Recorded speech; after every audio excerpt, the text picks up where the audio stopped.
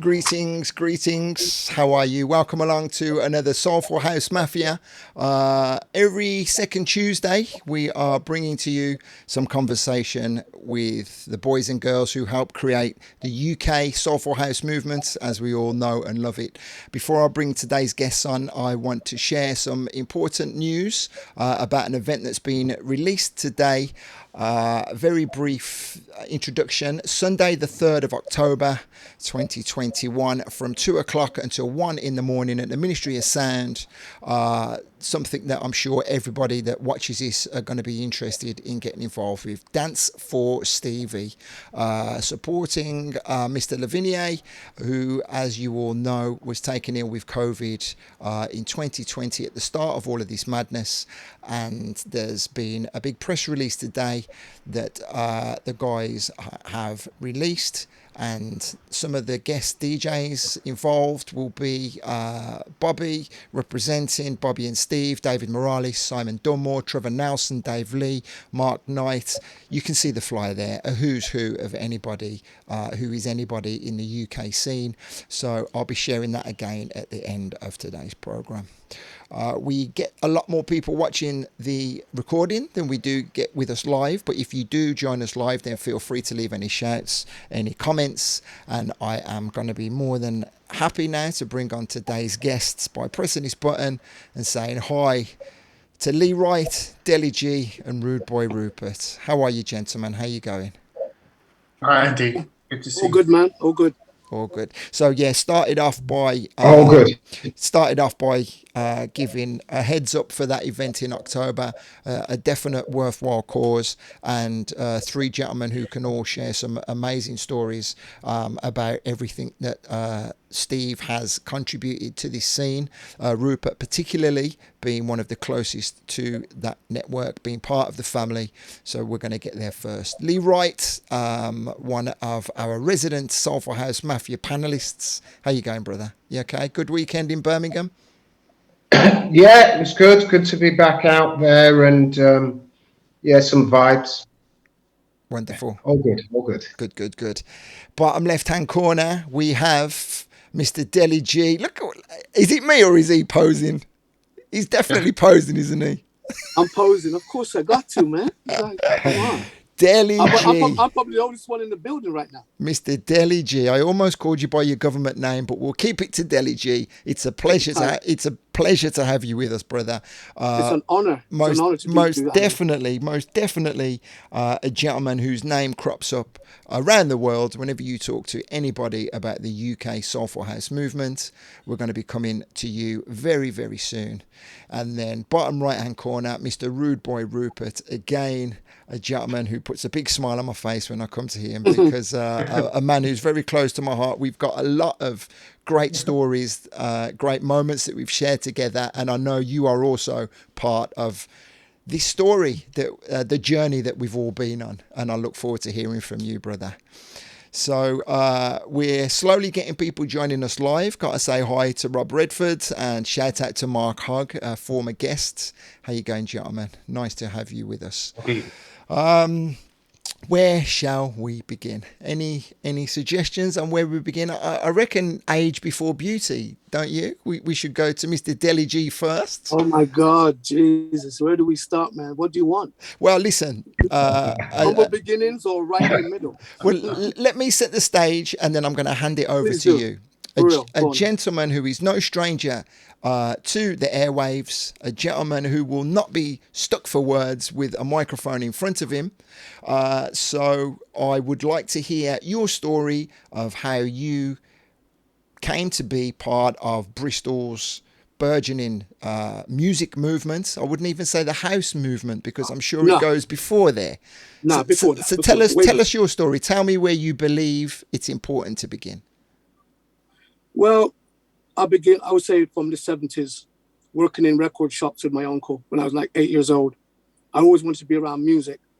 Then I moved to Jamaica in 1977, which, I'm track forwarding really fast because there are a lot of things in between.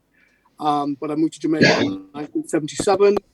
Heard a lot of the big sound systems in Jamaica, got involved with a lot of the sound clashes. I was involved with Stone Love, before they were big. Mm-hmm. Before they were big, because I had my own sound system, so I used to do sound clashes.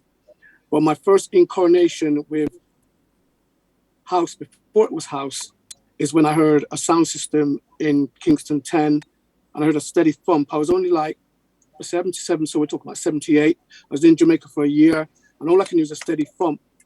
And my mum was like, don't go in the street because you're in Jamaica. It's a different kind of style, lifestyle compared to England.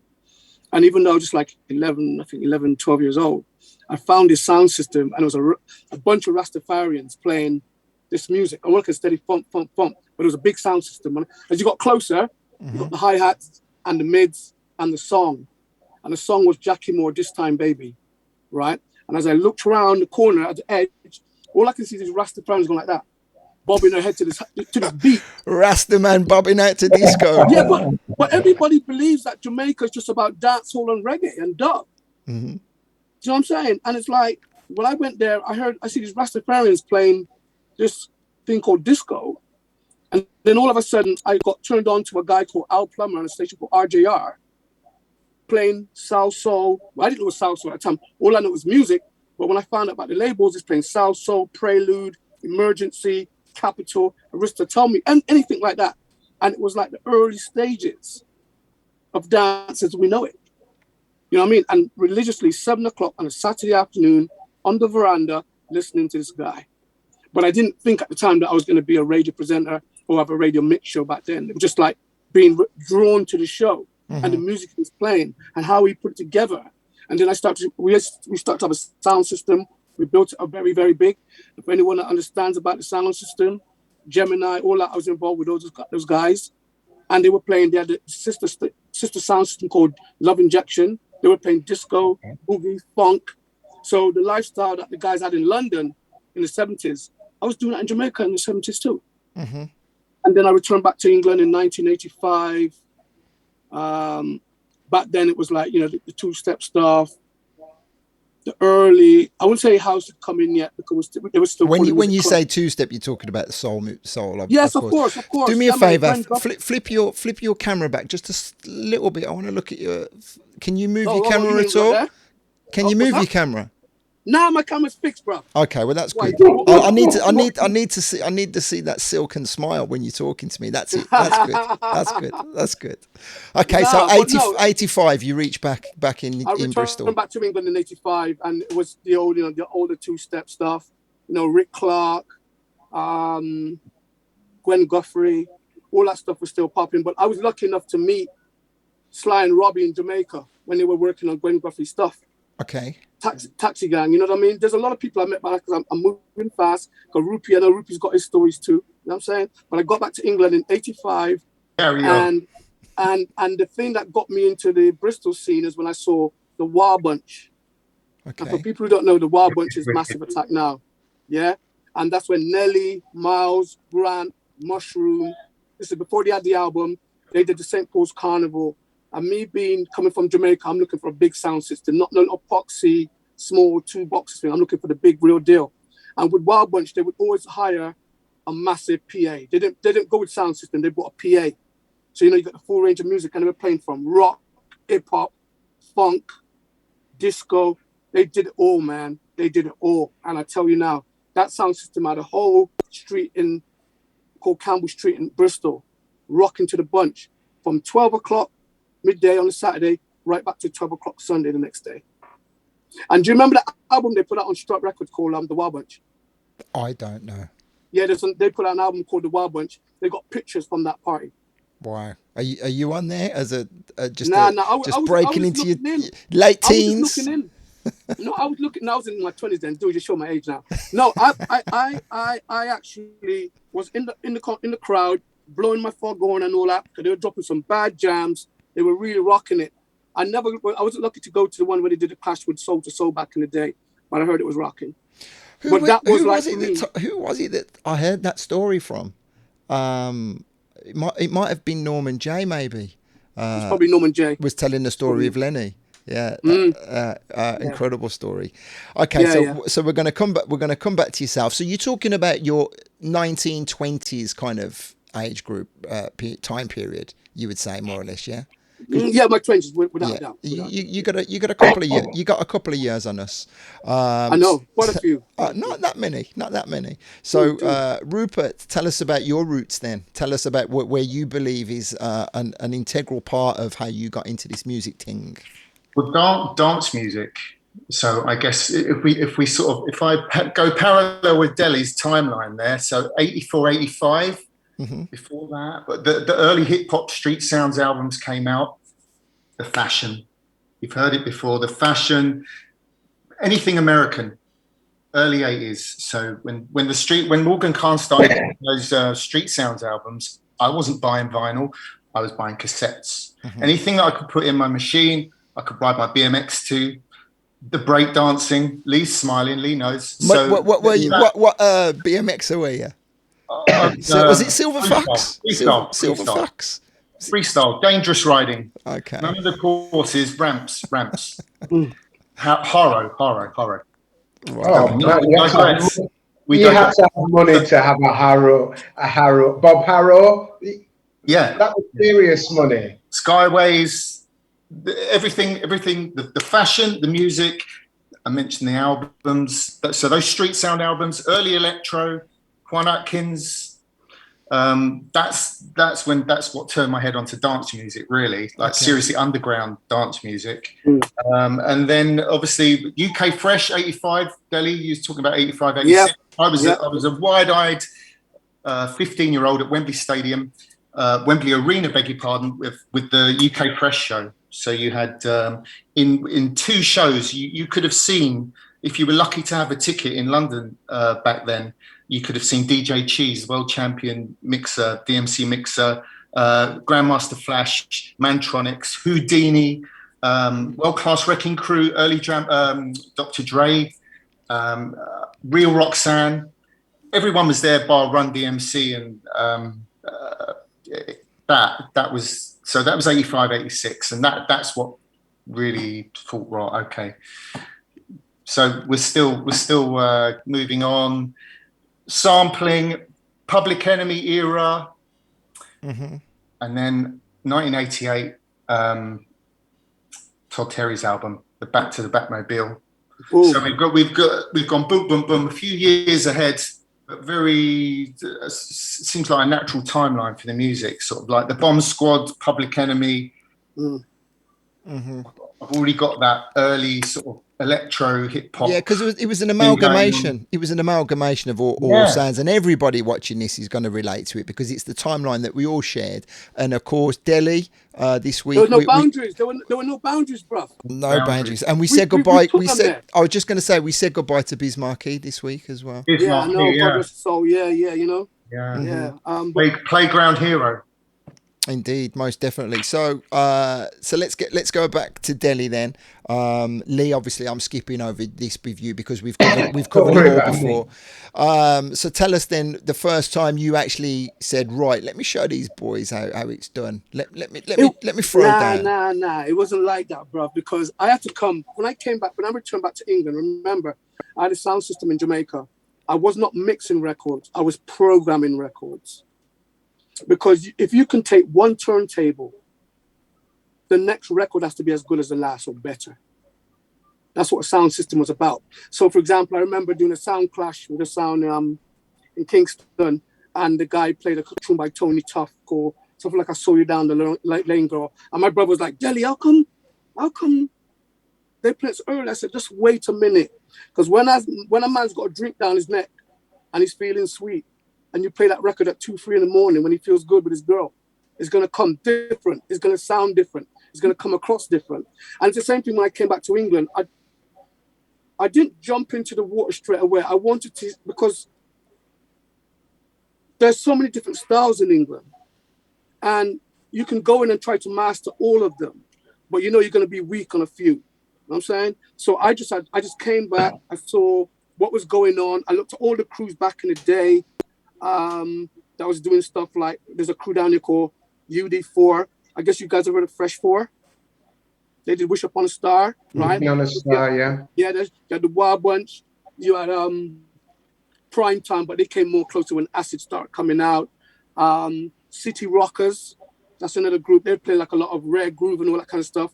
You had the Soul Twins, Leroy and Delroy Murray. They were very big because they brought people like Smith and Mighty. What's that? Smith and Mighty. Of course, Smith. Yeah, man. We can't forget the Smith, man. You know what I mean? Because they were doing their thing with the Free J's and my boy Links and Kells and Chrissy Chris at 3 p.m. hip hop. So there's a crew of people doing their thing. But I wanted to just come in and see what's going on before I start to jump into the water, if you know what I mean.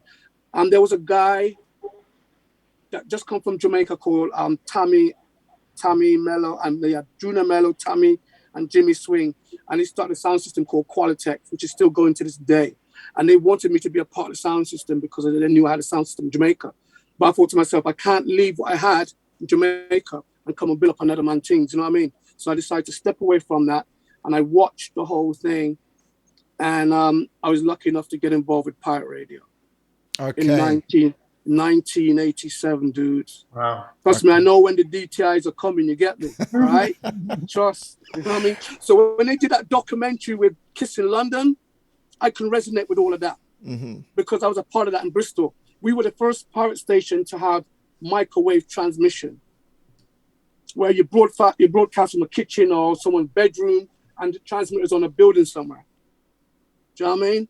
And when the DTIs come, everyone's saying, raid, raid, raid, raid. Everyone's grabbing their records. If the DTI got your records, you know what's going to happen, right? Finished. You know what I'm saying? Yeah. Right? But that's how I got into broadcasting through Pirate Radio. The station was called BAD, Bad Radio, which stands for Bristol's Amalgamated DJs. All right? And that set, I guess you guys heard of the name Easy Groove. Yes. Yes. Right. Yes. Well, the DJ Easy Groove. Yeah, Easy. Yeah, There's only one Easy Groove, dude. Yeah. His original name was Dirty Den. I was going to say Dennis Murray. Yeah, he used to play hip hop. And obviously, then you had we had a Echo Street chart. We had a little Casio thing that went. We programmed the BAD and we touch a key. Bad radio. We were doing all that kind of crazy stuff. We used to have a chart with Jetstar from London. And at the time, I was just playing like the two-step stuff and playing the early dance stuff. Do you know what I'm saying? So, like, for example, Closer to You by Gwen Guthrie. You had another cut on the, you know what I'm saying? So basically, I was just bouncing that, but it was just pirate radio at the time, and I was just having fun. I was just having fun, you know what I mean? So, okay. We can. Well, I was going to say, so listen. No, carry on. Go on. No, the Galaxy thing is a funny thing because I was doing bad radio and we got a gig in a place called Players in Bath, which is just outside Bristol. And the guy who was supposed to set the gig up, he couldn't do it because he wasn't well. So he said, G, could you go and talk to this manager about doing this party? So I set it up and he was getting really, really ill. It was bad. So I said to myself, I'll do the party, but I can't do the party on my own. Because back then it was like, I wanted to be inclusive. It was club, soul, hip hop, everything, right? This is post-rave. No, pre-rave. Pre-rave. Anyway, there was this guy on the station which I liked how he played. And remember, I'm still not a mixing DJ. I'm just programming music. But I hooked up this guy called DJ Links. I don't know if you heard about him. He came first in the regional for DMC in Bristol. I think when CJ won it, right? Okay. And Links, he's awesome. I mean, awesome. He did a scratching and walk on by with Super Mighty. Yeah. Okay. You know what I mean? Yeah. And I said, I want this guy to come DJ with me at the club. So we got together. We called the night Bristol Bath Connection with DJ Links and Deli G. And basically, we just grew and grew. And out of that's where I met the guy who actually introduced me to Galaxy. Because Galaxy hadn't formed yet. I was going to say, so Galaxy in Bristol first? Galaxy was the very first. And Mark Hogg, all the boys in Manchester, Leeds, listen, the first Galaxy ever was in Bristol.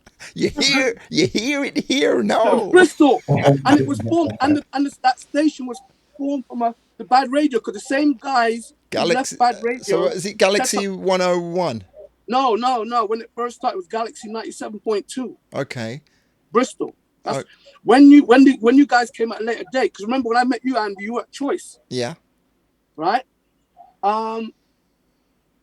Yeah, basically, the guys who left Bad Radio went and set up a station called FTP, which is called For the People. And if you know about radio history and Gordon Mack and all them guys at KISS, they done know already. You got all the peoples in the suits in the chairs and they're chatting rubbish because they don't know about music. You understand? Am I lying? They don't know nothing. Gordon Mack knows this stuff, but the people in the chairs don't know nothing. Anyway, what happened was FTP, they formed, they got the license, and then they went into a station. I call it get into bed with a commercial station down here. And before you knew it, the station was off air. And then within 1990, it became Galaxy. But in between that time, there was these, I said to my boy Links, we had these, excuse the French, excuse my wording, but we had these two white dudes watching us every week. They were stood on the arch, we were rocking the jam and everything. And then one week, this guy come up to me and he goes, "We've been watching you guys. You guys are definitely rocking the house." I said, "Well, you know, we have noticed. We have noticed." And I always give this guy credit for getting me with Galaxy. It's a guy called Tristan. You know what's going on, right? What's that? What's that? Wow. Anyway, it was a guy called Tristan B. And he used to work at the BBC Bristol. And he came up and he said, "I like what you guys are doing, you know." So for a long story short, we was in the corridor. He said, "What would you like to do with your career?" I said, "I'd love to do legal broadcasting, but I can't see it happening." He goes, "Why?" I said, "Look, tell me how many black brothers do you see playing music like this on the radio? Like this, on the street?" And there wasn't, because, you know, we had like Rankin Miss P and Vincent and that. London is a different ball game, but I was in London. I couldn't see what I can see around me in Bristol, and it wasn't happening. And, you know, he said, "We'll have to see what we can do." And 1991, station changed to Galaxy 97.2, and within 2 to 3 weeks, I get a call from Tristan, "Could you come in and do an interview on my show and do a mix?" And the rest is history. It is history. History, and a long history. And by the way, Andy, I noticed when you're talking with Spoonie, it's not Spoonie's fault, bruv. I'm telling you now, it's not Spoonie's fault. Trust me, because I knew all that stuff. Remember, I'd been for myself in 2006 when the KISS took us over. But that's another story. What about him? About him stealing my show? No, yeah, but come on, I was all into. Come on, Andy, man. I know that's that. Not Spoonie's fault. No, bro. not at all. I was behind helping it all the way as much as I could. Not that I really had any way. Not that I had anyone else doing it. Okay. Don't care. They don't care, bro. No, of course they don't. Right, so I'm gonna put a pin in that part of the conversation there, because it is an important backstory. But you could write a book, or you could have a series of podcasts for your story. So, you know, we're going to skip over a lot of that. There's one in the progress right now with a guy down there where he actually goes in depth about me selling the first Aswad album, Steel Pulse album. When I sold Dennis Brown, Here I Come on Weed Beat. No, it was on Observer Records on 7-inch, and then Weed Beat licensed it for the UK. I was only like 7, 8 years old. Encyclopedia. I think you guys will agree, Liam Roops. He's definitely an encyclopedia. We could just sit and listen to him all night. I want to send a shout out to Cy. I want to send a shout out to Cy Gracia, who's watching, and anyone else that's with us as well. Feel free to leave a comment. Let us say. Let me give you a shout out, because I can't actually see who is with us, but we're all listening intently. So Rupert, running parallel to Deli's story, then what was the spark that suddenly saw you pick up your first vinyl? So Deli was 87. Where did we leave you, Deli? So I'm 16 in 87. Right. Wow. So I mentioned Todd Terry album being it just always comes into my head first, because I remember sitting around a friend's house. You got to hear this. You got to hear this. One of them moments. It's not your record, so you're already screwing, because someone's playing you something that you've never heard before, and it's not your record. And I heard this, and we listened to the whole Todd Terry. Back to the Batmobile, the Todd Terry project, the famous one on Warlock. It was I'd heard house before. I'd heard house music before, because I remember. Was it Royal? It was Royal House, wasn't it? It was Royal House. Royal House is the album. Batmobile, Let's Go, Banga Banga. Weekend, they were all on there. Bango. The album, the free. Bango. Yeah. So the album, right? Okay. Not the 12-inch, the whole album. That's the one. The album's the one with the crown. Yes. But I think the track was Bango.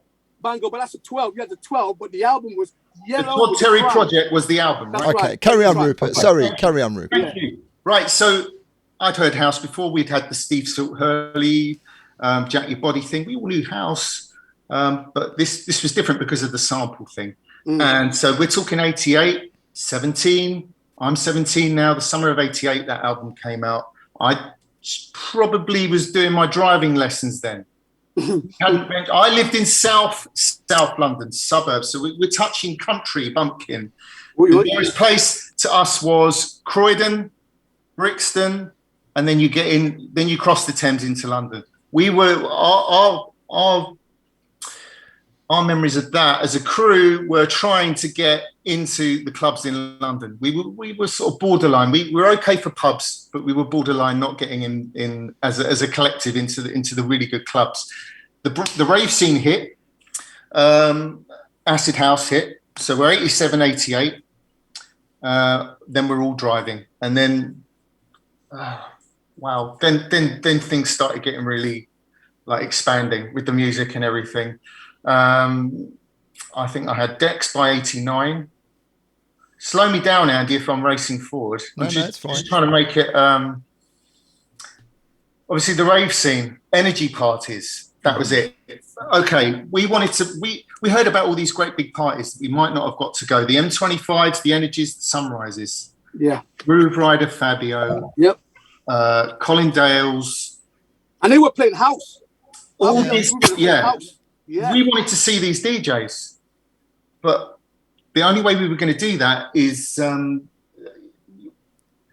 venture out and get into these clubs in London. So it's like we almost had a list of people we wanted to see, like a Panini sticker album. Right. We had to get these stickers and put them in the album. So we've seen all these like legends on flyers. So it's about heroes, really. Mm-hmm.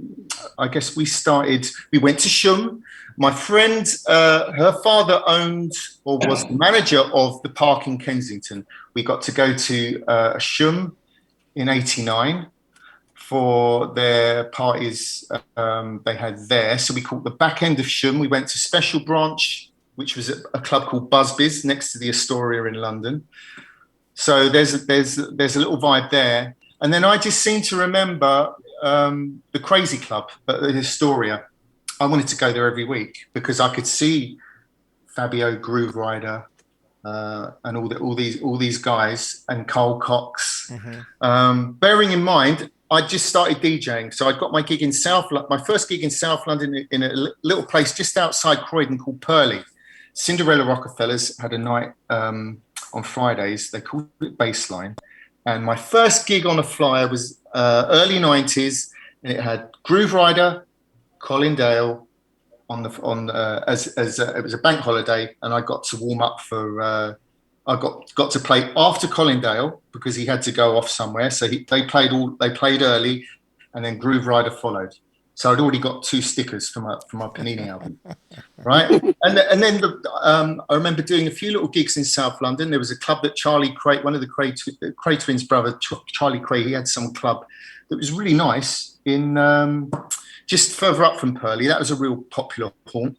And then we got to start going up to the Astoria in London, and we followed Fabio, Energy Parties. I followed DJ Face, Gavin Mills. It blew me away years later when I realised who Gavin that was one of my first big heroes. Fabio, Face, Groove Rider. I wanted to go and see them, and I ended up becoming really good friends with Gavin.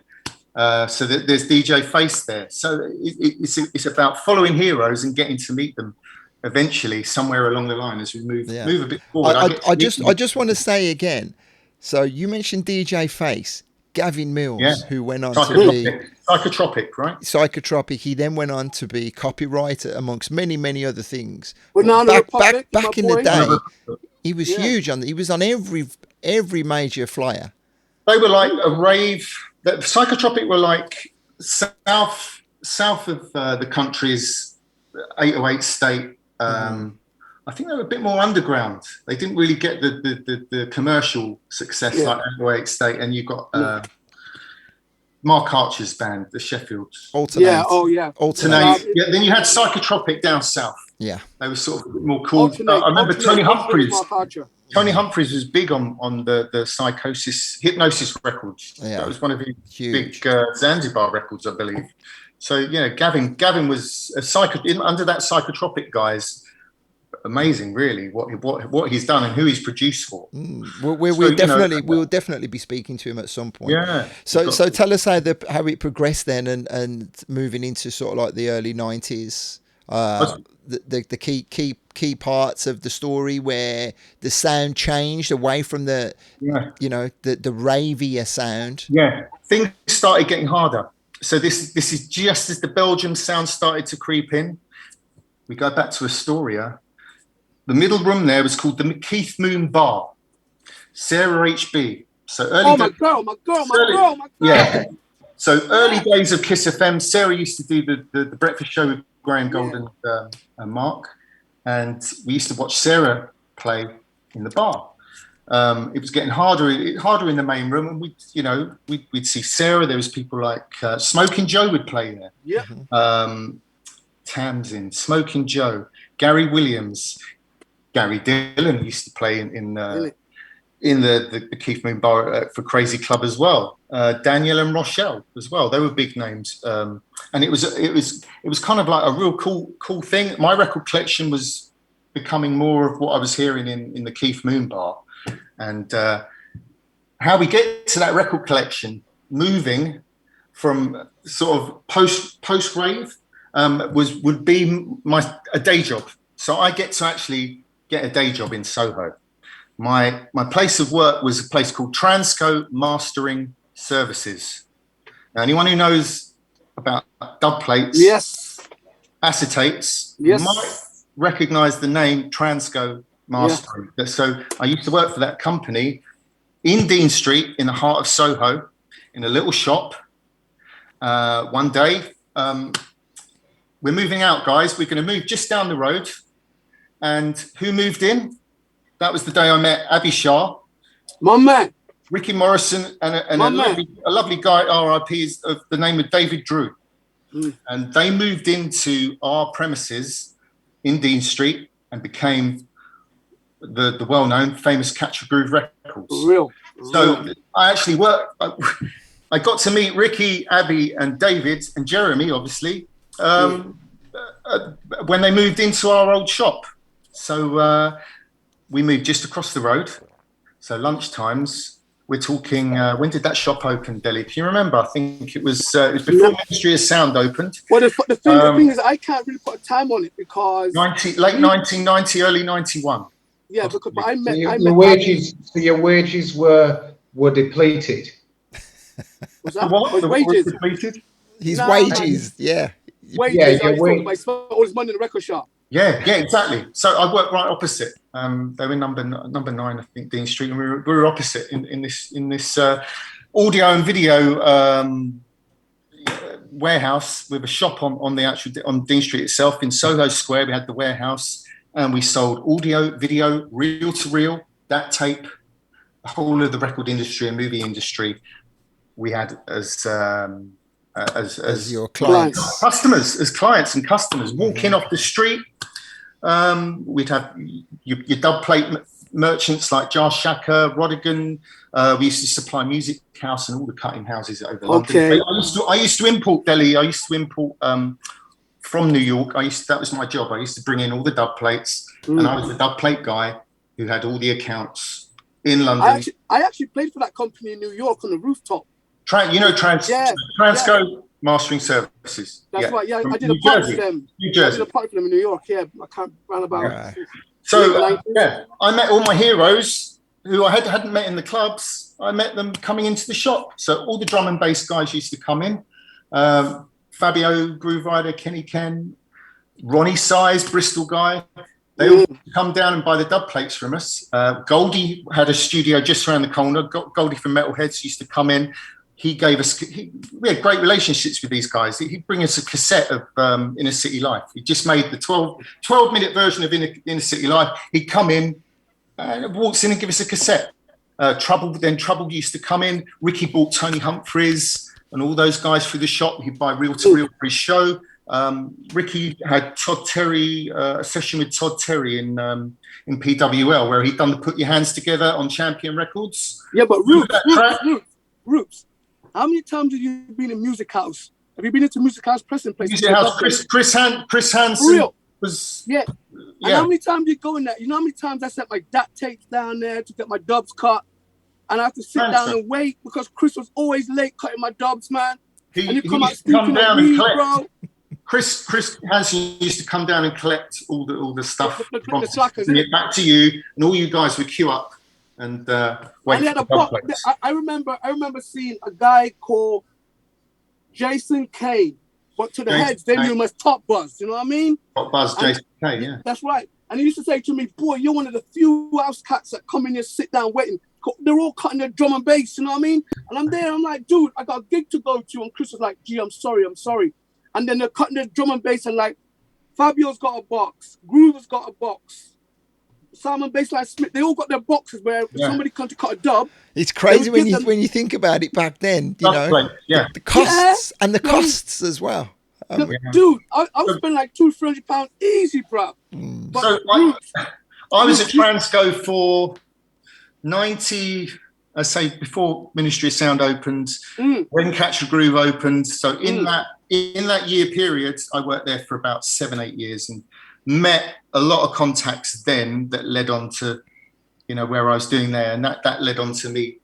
The whole mixtape, me doing a mixtape, Kiss FM becoming huge, me needing an in somewhere to play this amazing music that they were bringing through the shop, and giving it a mixtape to Abby.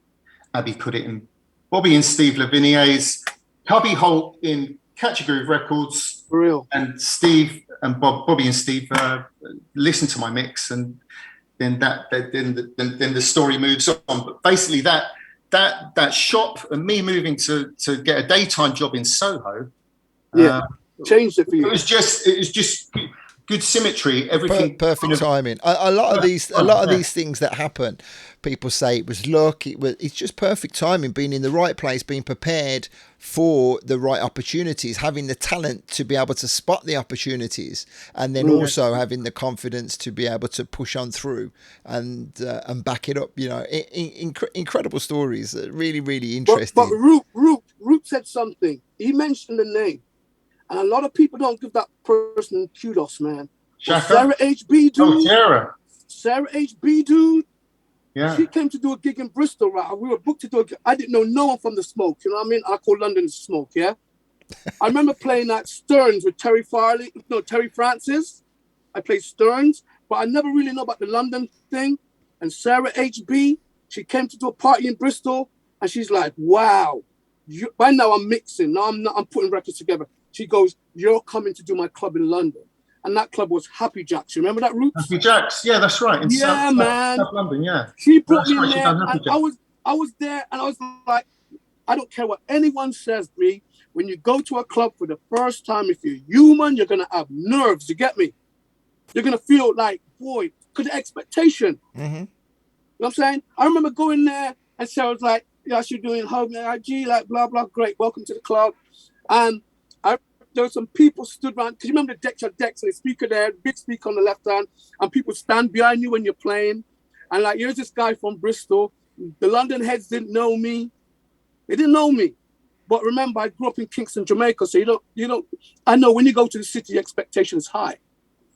But because I grew up in Kingston, I was like, no attitude. I just went in. I remember Kid Bachelor being there. Kid was there. Kerry Chandler played there. Yeah, I know she brought Kerry Chandler. Sarah loved Kerry, man. Sarah brought Kerry over. Yeah, I think that was the first time I heard Kerry Chandler DJ. Keith Thompson, Michael Watford. Yeah. I mean, but yeah. I think I know that Kid was playing. I think I don't know if Bobby or Steve was there, but I know there was some cats stood up behind me. I didn't know who was going on. All I know that I'm gonna let you into a secret, dude. Right? I'm gonna let you something. When I picked the stylus up to put it on the record, I was shaking like hell, dog. I had to look around, see if anyone was watching me, and pinch myself because the nerves, because you're in London now. you're in the smoke and people, the expectations high. I put the first record on. I can't remember what it was, but when I settled down, we smashed it, man. That club was wicked. Yeah, very, very good. Very good. Sarah HB, my lover, man. She brought me into the city, and then she goes, you know what? Would you do a monthly guest down? I was like, yeah, man. And I actually did a night called Bristol in London, and I brought some of my cats from Bristol to come and play in London. Nice. And they were like, did you have a question, Lee? Yeah, I think what's interesting is when you see that amount of expense that went into, you know, cutting vinyl and the time and everything. Don't play, get it right. I think that now, if that was the case, that many of the newer school of DJs who I believe have benefited from technology, I think if it was still that expensive, I just think they would have given up before they even started. Oh, yeah. Without a shadow of a doubt. And I think it was a labor of love. Yeah, I think what a lot of people as well, I don't think there's any animosity towards the new DJs embracing the technology, but it is a case of, look, come on, guys, unless you've really been through the mill and had to deal with the silly things like having to take 2 boxes of records into a club or walk up flights, little things like that people don't appreciate that go into all of these things, and of course the expense and the fact that now a record gets released, everybody in the world owns it at the same time, whereas back in the days that we're talking about here, there was 20 people who own this physical piece of vinyl. So if you had that vinyl, you were the man, and that goes back way before house music, obviously. Andy, you remember when I came to your show at Choice? Once or twice. I opened up the bag. Once or twice. But the first time I came to your show and I opened up the bag and you just looked, and went, what? Remember that? The King Street stuff fell out, the Nervous stuff fell out, a few dubs. Because you were doing a show called The Good, the Bad, and the Ugly, right? The review show on the Saturday, right? Yeah, I did that. I remember doing that because I did the same thing on Kiss with Judge George. He had Judge and Jury. Mm-hmm. I remember jury. I did the Judge and Jury on Kiss as well, but those days were golden, man. Mm-hmm.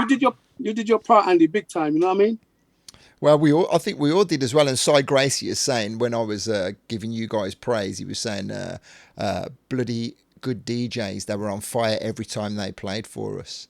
So I mean, time's racing on, we're under no constraints, but let's get to the crux, some of the important parts. So you mentioned about going and playing and having a residency, a monthly residency in London, Deli.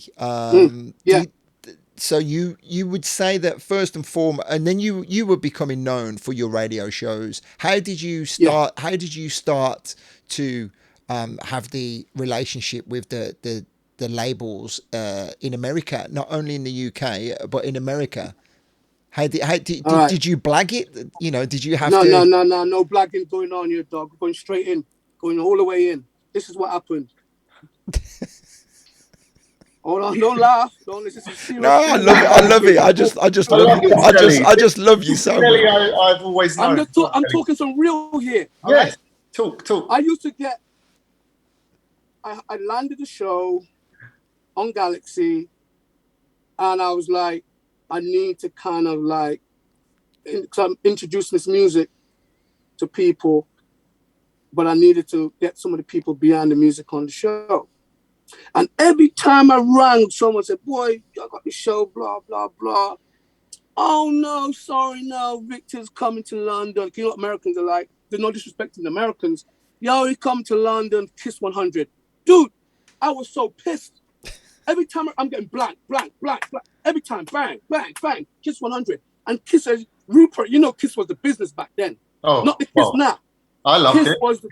Kiss was the Bible, bro. So are you talking about Treble or Bobby and Steve at the time? No, I'm talking about station in general. No, but I mean, so when they were going to Kiss, who would have been doing the shows? They didn't really say no, because what you got to remember in America, they know London and they know Kiss 100. They don't know what DJs they're going on. Right. Okay.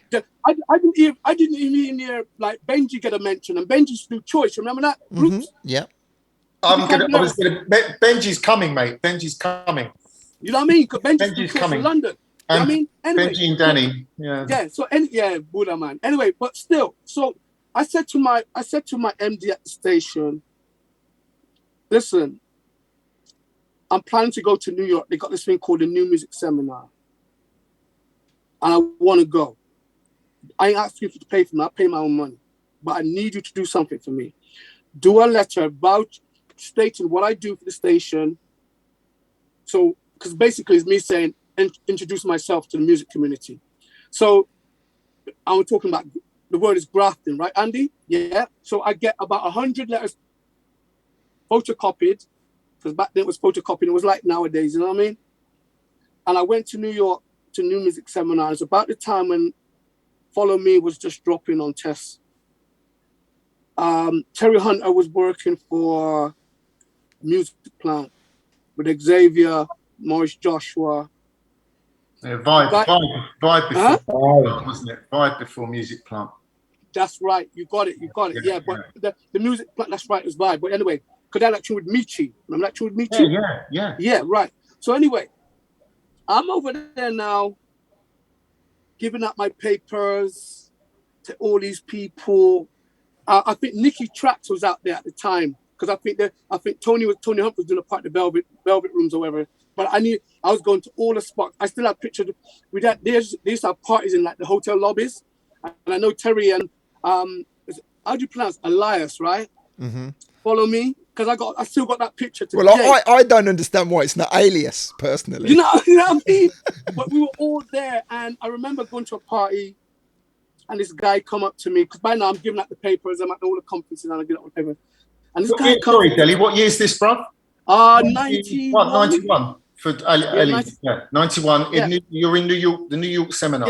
Yeah. Go on, my friend. Go on, my friend. We were in Miami yet. No. I just wanted to make sure. Right, yeah. So anyway, this guy comes up to me, and because they're doing this part in the back of some part of the Meat District where they do in New York. This guy comes and goes, hey, man, you that English dude, right? I'm like, what? English dude?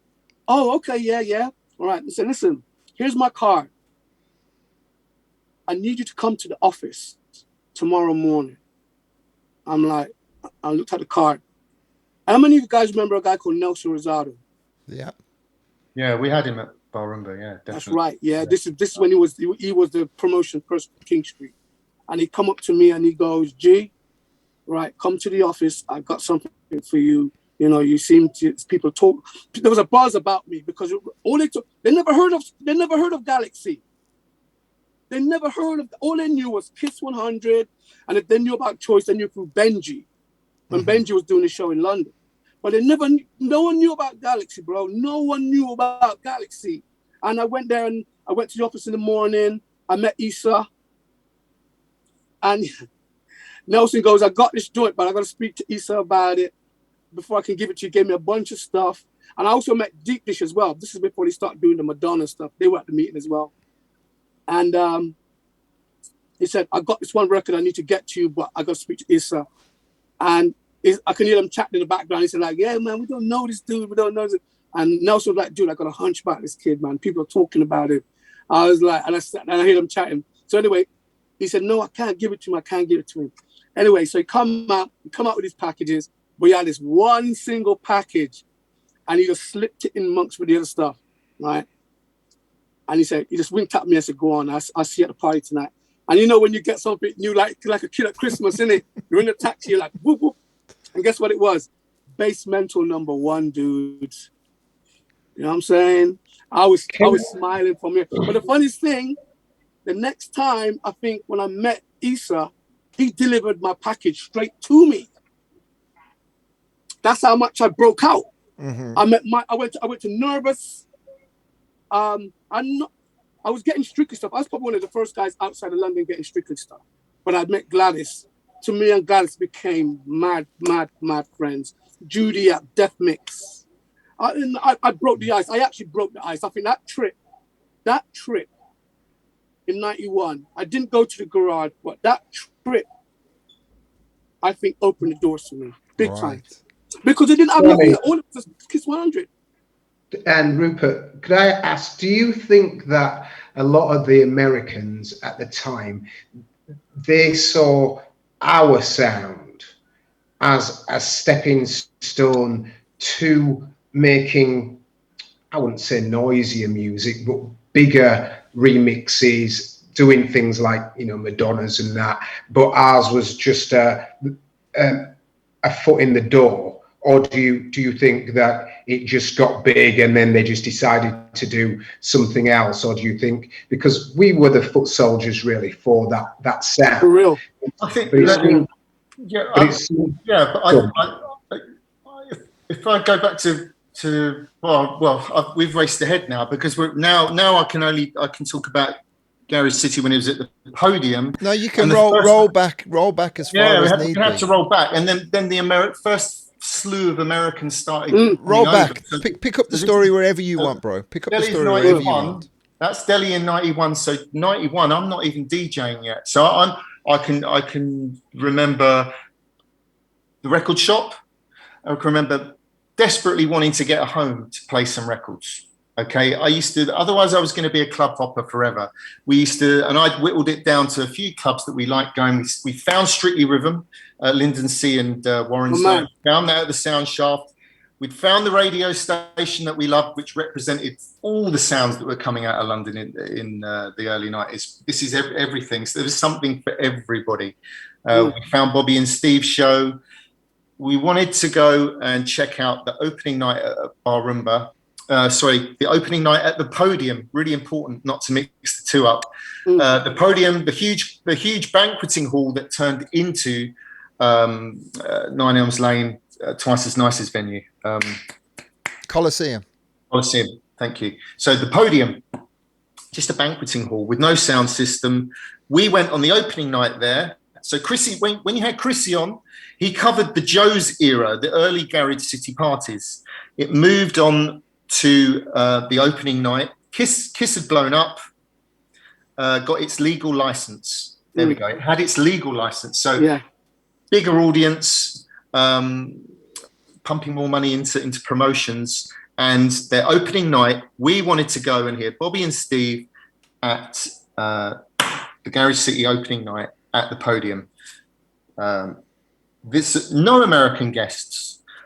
Little Cleveland Anderson played. I remember Linden Sea played. The original regulars, let's not say residents, regulars would have been around Chrissy and Bobby and Steve. We had they used to have Cleveland, Mickey D, HB from Soul to Soul. I remember them. Then Chrissy would play. Then Bobby would play. The vibes, all that music at the time. So the music back then, mass order, Take Me Away. The Strictly Rhythm stuff that was coming in. This is before Paul Trouble started to play their regular. Those first couple of parties, I don't remember Paul being there at the Podium, but I remember thinking, right, this is where I want to DJ. This is it. Mixtape. Abby Shah presented it to Bobby and Steve. Next thing I know, I'm invited down to their night. Meet the twins. And all within that few months, Justin Bertman would have come into it's all relevant. Justin Bertman would have come into Catch a Groove with the blueprints, massive blueprints of this new club that he was opening in Elephant and Castle, slapped on the desk of Catch a Groove Records. And I'm looking here, thinking, wow, look at this. So seeing history unravel, I'm going out to these clubs. I've been invited to Bobby and Steve's night. Rupe's got on really well with them. Who doesn't? Come down next week, play a set. So I worked out a set, went and played. But the Podium used to change size depending on what was going on that particular weekend. One week it would be 1,000 people, and it would be the sound system would be in position for that many people. Then it's almost like they knew how many people were going to come each week, because then it would be a 500 capacity, then it would be 400. Mm-hmm. And then, it was really well done. I remember playing a set, and then for some reason, what I thought was just going to be a one-off and just going to get me going and get me into London, they asked me back every week. and that was it. I was there every week. Wasn't paid a bean. So that's from Wasn't paid a bean. 92. Remember warm-up DJs looking for a break, want all these thousands of pounds. I played for nothing. I played for love. Until you know, we went further a bit long. I was doing that because this was somewhere to air my music. Of course. There's no talk of being a resident or anything like that. I was being asked to play at the So just to confirm, 92?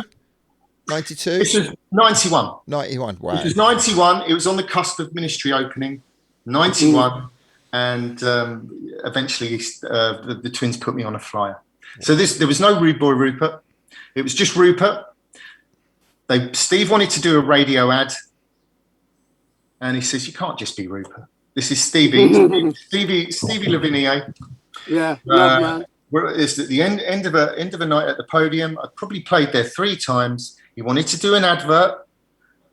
Said that I couldn't just be Rupert, and next thing he says is Rude Boy Rupert. Everyone starts laughing. And that stuck. That just stuck. And 30 years ago, man. 30 years ago. I think they'd done a T-shirt with my name on it. And they'd done a run of T-shirts, a green T-shirt, and it just said Rupert on there. And Steve said, "No, you can't have that. You've got to have a name." And that was it. And he just magicked. Steve, the ideas man, just magicked it up there. Brilliant. And it stuck. And that was it. So there you go. There's my 91. Right. And okay, so I've got to answer Lee's question. So that is when the Americans started coming over from 91, because we had Alias as a PA. We had to 91. I saw all the Americans start to come over. Benji Candelario was the first American guest I remember coming over, and he was amazing then. 3 decks. First DJ I saw playing house, not in a Carl Cox fashion, on 3 turntables. Learning, really watching a New York DJ do things like I think I probably hadn't even heard of Larry Levan back in 91. Might have had a record or 2, but didn't learn about the history of the disco side of it. I went back and learned that off the twins, off Bobby. I think most people did. I think most people went back and caught up on that. And all that stuff. I wouldn't have had a South Soul record back then. No chance. But Benji was the first 3-deck DJ I saw from America, and then they all came in, Lee. That's when, and I had to say, I was probably more influenced. Trouble, you mentioned Kid Bachelor, Deli, Trouble, Frankie Fonsette, my man, and Lyndon. They were doing it for me on the UK scene, and obviously the twins. But really, I was influenced by all these amazing guests that were coming over, who were making the records at the time. The Strictly Rhythms were Benji and Danny. We had Danny Tenaglia come over. This is that year, 91. Yeah. Danny Tenaglia. I warmed up for Danny Tenaglia. Derek Carter, the first time he came over, we had him there. So Danny, and you've got to remember, this is the Soulful House Mafia show. Yeah. I'll be honest with you, at that venue, until we went to Barumba, 4,500 capacity, 500, maybe more when things got really naughty. You'd have a mixture. It was vocally based, but Lyndon was deep. Lyndon would play deep. When that venue was packed out, Kid Bachelor would play a lot deeper. You had all those sounds. It wasn't just a soul. It was a soulful based sound, but it was a little bit more wider. It was much wider. Yeah. And then as we got more Barumba a few years, along the line, then it sort of became a little bit more narrow. The song.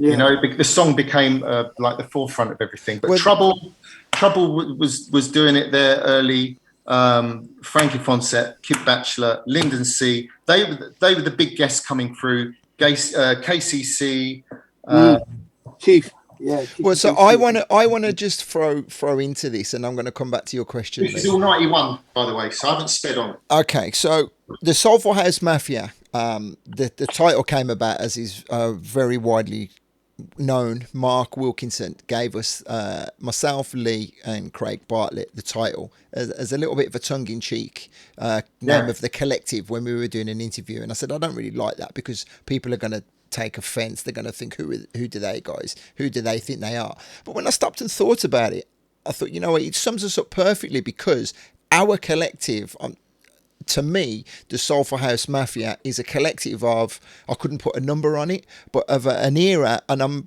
talking mid-90s to the end of the 90s, who I believe were the foot soldiers, instrumental in creating our own little family that we had up and down the breadth of the country. But you're mentioning a lot of names, Rupert, who were definitely the foundations. Can you see me? Because I've lost. Yeah, no, I see you. Can you hear me? Okay. Yeah, I can hear you perfectly. Okay, yeah, we see you fine. A lot of those names that you mentioned, they are the foundations of what the Soulful House scene became, and they're not really part of my own personal story. But we will definitely get to speak to these guys, because, you know, you've got tiers, you've got ranks, and all those guys are definitely up there, and there's always names that are going to be coming out that we remember, that we have to give props and we have to give praise to. So I just wanted to make that point known. So the whole point of this is there's a group of us who I think we all stood shoulder to shoulder, traveling the world at various clubs and places. But it's a lot wider, and there's so many different links to the chain.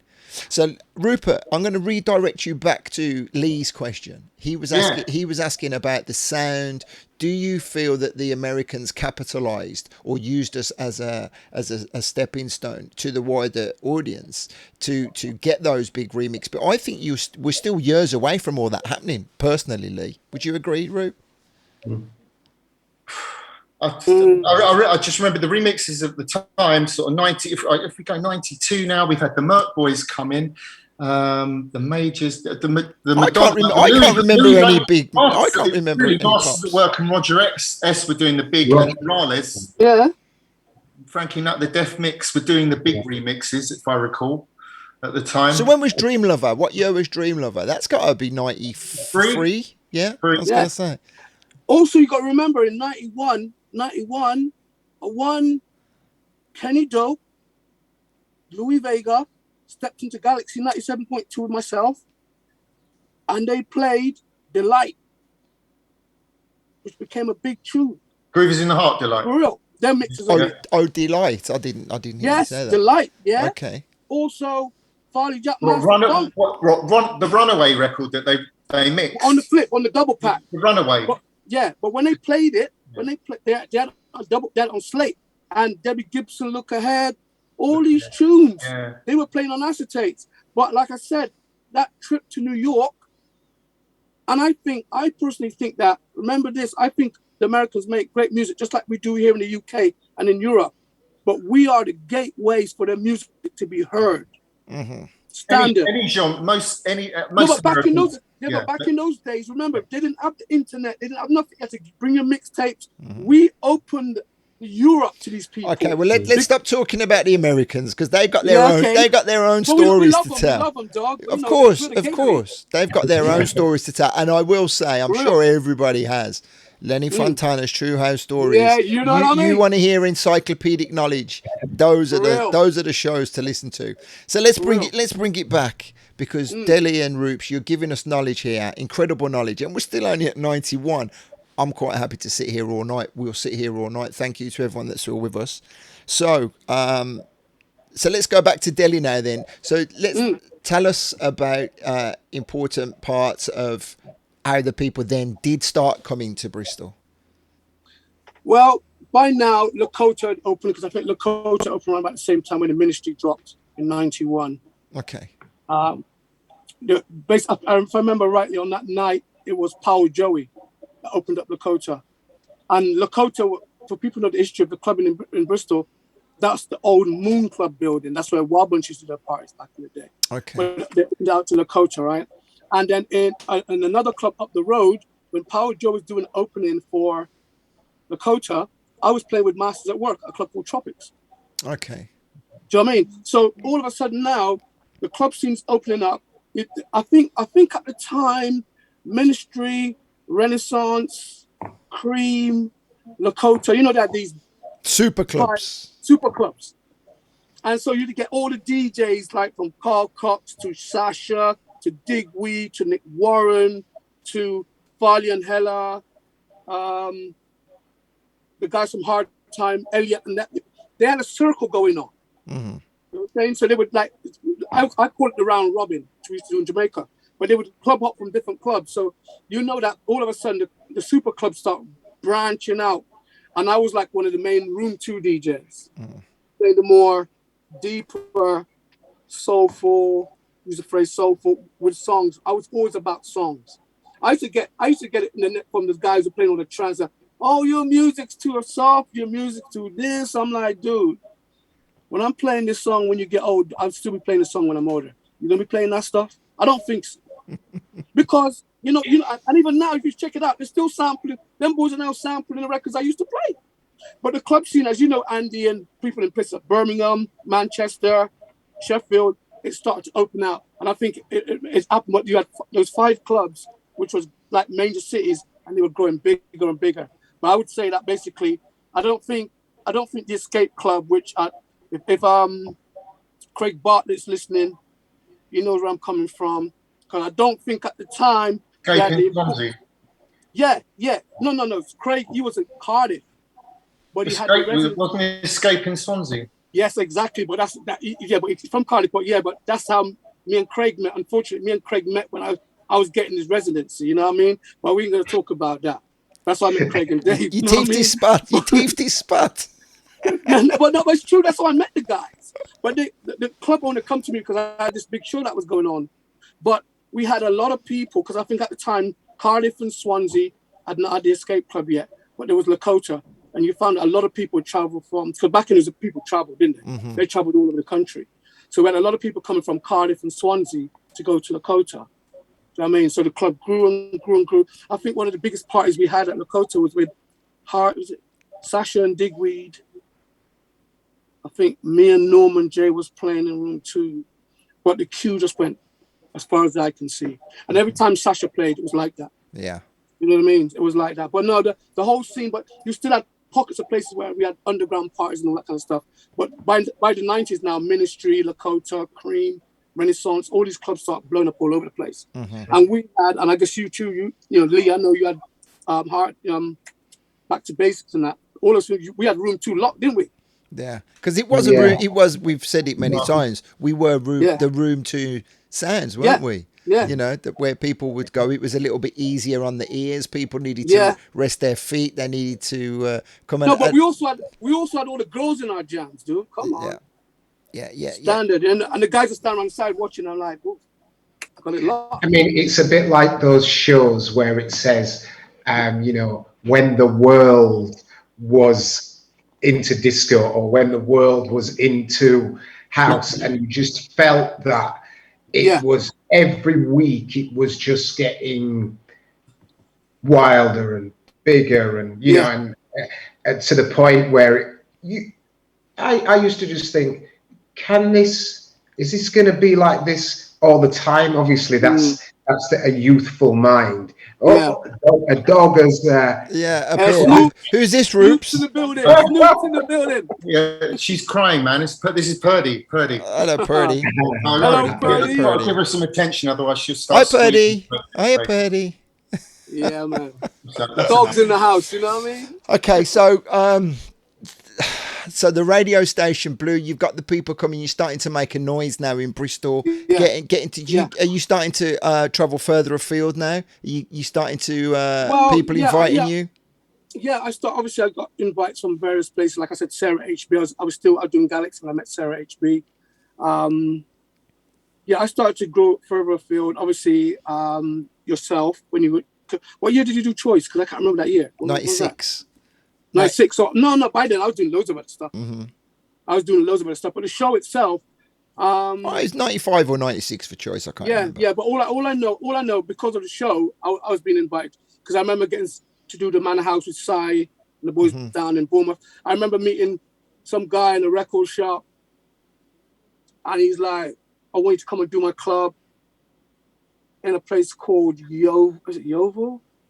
What? Huh? Where did you say? Yeovil in Okay. Somerset. Yeah, somewhere. yeah. And this guy was a one John Coomer. You know what I mean? That's how it was, because they're hearing about the shows and stuff. And going back to Rupert sing with Abby, sure. Love that, bro. He's like a brother from another mother. So many people mention Abby Shah, right? Abby is like a brother to me, because like even when I started through London, I was staying at Abby's house. Mm-hmm. My show was, I went to London to catch a groove, and Ricky, the whole 9 yards. Ricky, Abby, Jeremy. I'm not sure Paul Warren was there yet, but they were all there, and I'm there picking up my jams, because as much as I was getting records from record companies, I'm a firm believer in supporting the artists. So if I go into a shop, because sometimes you can find things that people don't look for. So I'm a firm believer in that, you know what I mean? At one point, Deli, I'm going to let you go back, but just remember that shop, Catch a Groove. It had flats above it. Yeah. 3 floors. Yeah. The top floor, Ricky lived in the top floor. I know. Andy, you may or may not know this, Lee. Ricky lived in the top floor. Yeah. The first zoo office in Soho was the floor underneath Ricky's flat. The floor beneath that, Lyndon C had his studio there. All his Lyndon C's deep beat records were done in the floor next down from the zoo studio. Then you went down the stairs out onto Dean Street and into the record shop. The record shop. The place was crazy, Andy. I know. I never hit London for Catch a Groove. I only really started hitting London at release times. Yeah. Go on, Deli. Sorry, mate. No, it's okay. It's a very important point.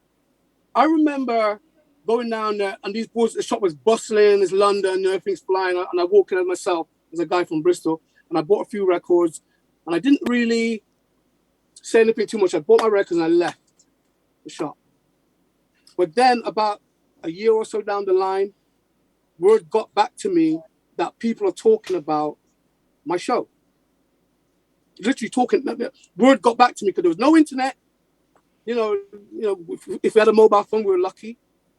But word got back to me that people are talking about my show. So I went back to the same shore, and I started picking out a few jams and stuff. And this guy comes over and goes, "Oh, you're buying some good tunes." I said, "Yeah, well, you're all right. I like these things." He goes, "What's your name?" I said, Deli G. He goes, "You're the guy they're talking about." I was like, "Why? What have I done?" He goes, Nah. We got guys coming from Cardiff, Swansea, Bristol, Bath, asking for these tunes you're playing, and we can't get them yet. Do you know what I mean? And that was Abby Shaw, man. Man. You know what I mean? And it goes to show the power of radio and what we were doing. Mm-hmm. It was stretching out. There was no like internet where they can tune into. It was just like basically people are recording tapes, and just like they used to do in New York back in the day, to record tapes and they sent over to the UK. You know, like how many people remember listening to Robbie Ness "Show Me Love" when Tony Humphries first played it? So I was never that person. I never used to be hype for cassettes for the American DJs. I hear all these stories, man. and you know, groups know what I'm talking about.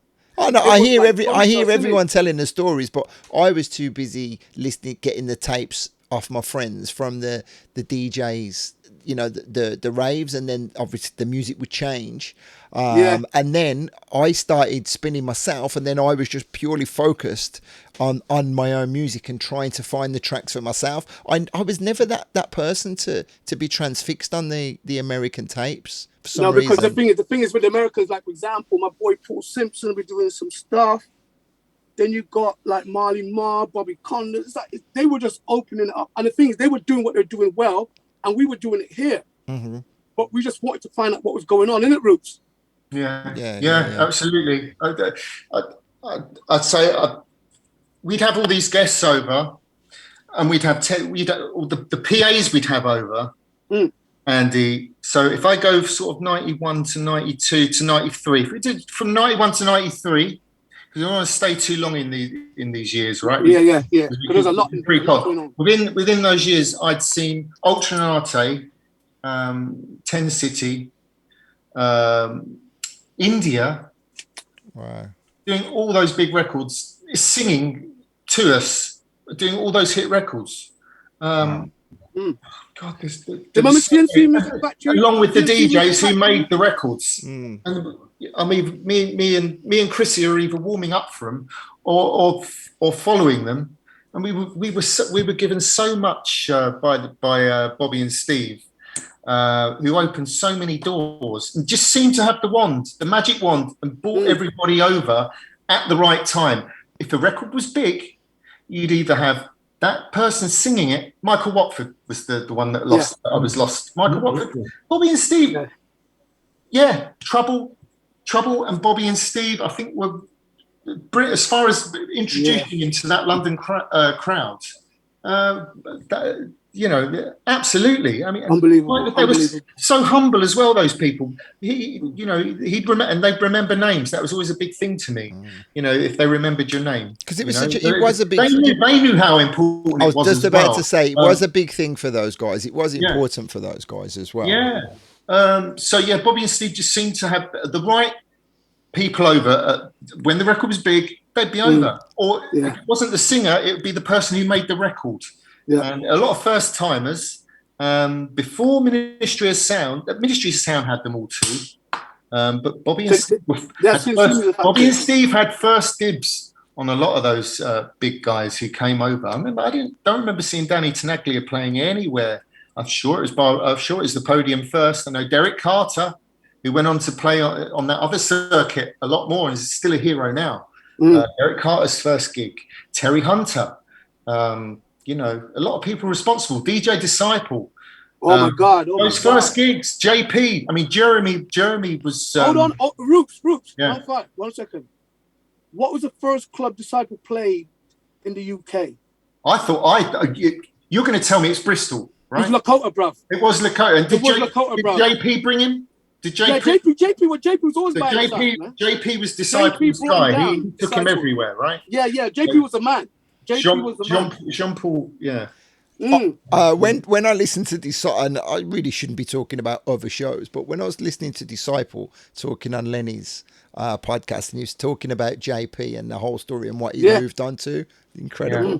Fair play. Fair play. So again, let's stop talking about the Americans. I want to talk about the UK Soulful House Mafia. So that I think sometimes we look at it as a golden age, and sometimes we think it lasted a lot longer than it did. But I think it was American music, and we might have listened to American tapes. But the one thing that I found with the British, all of us guys, we were altering the way the music was played a bit, and we wanted in our own productions it to have maybe a bit of bass or a bit of it. We didn't want just that straight American product all the time, and I think that in the end, maybe that's how it sort of merged into a different type of garage. But I think we were definitely looking for something different ourselves. But I think that stems from our West Indian roots. Yeah, that bass sound stems from our West Indian roots. So I mean, because no matter how you look at it, if you check out the remixes on various records, we always tend to have that deeper sound within the music, and I think that stems from the West Indian roots, from the heritage, definitely.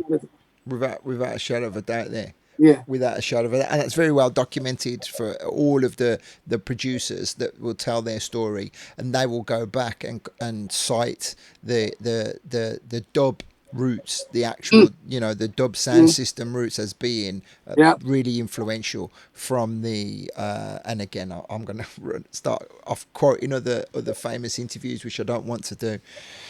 So let's talk about then the emergence of the scene as we know it, and the network up and down the country, the back rooms, I guess you would call them, that we were all playing at, and that we all had a hand in pushing, whether it be Birmingham, Bristol, London, Leeds, Manchester, wherever, a lot of these guys. Some of the most, what would you say, Rupert? You would, and we are going to jump a hell of a lot because we can't do Go for it. we can't do the chronological thing. It's just impossible. No, it's 2-3 shows. What would you, and we will do this again, what would you say some of the most influential and important periods from sort of like 93 onwards? Would you say there was a turning point where you can pinpoint and say, yeah, that was the golden era? Lee mentioned the golden era. For yourself at Garage City, when would you say that was?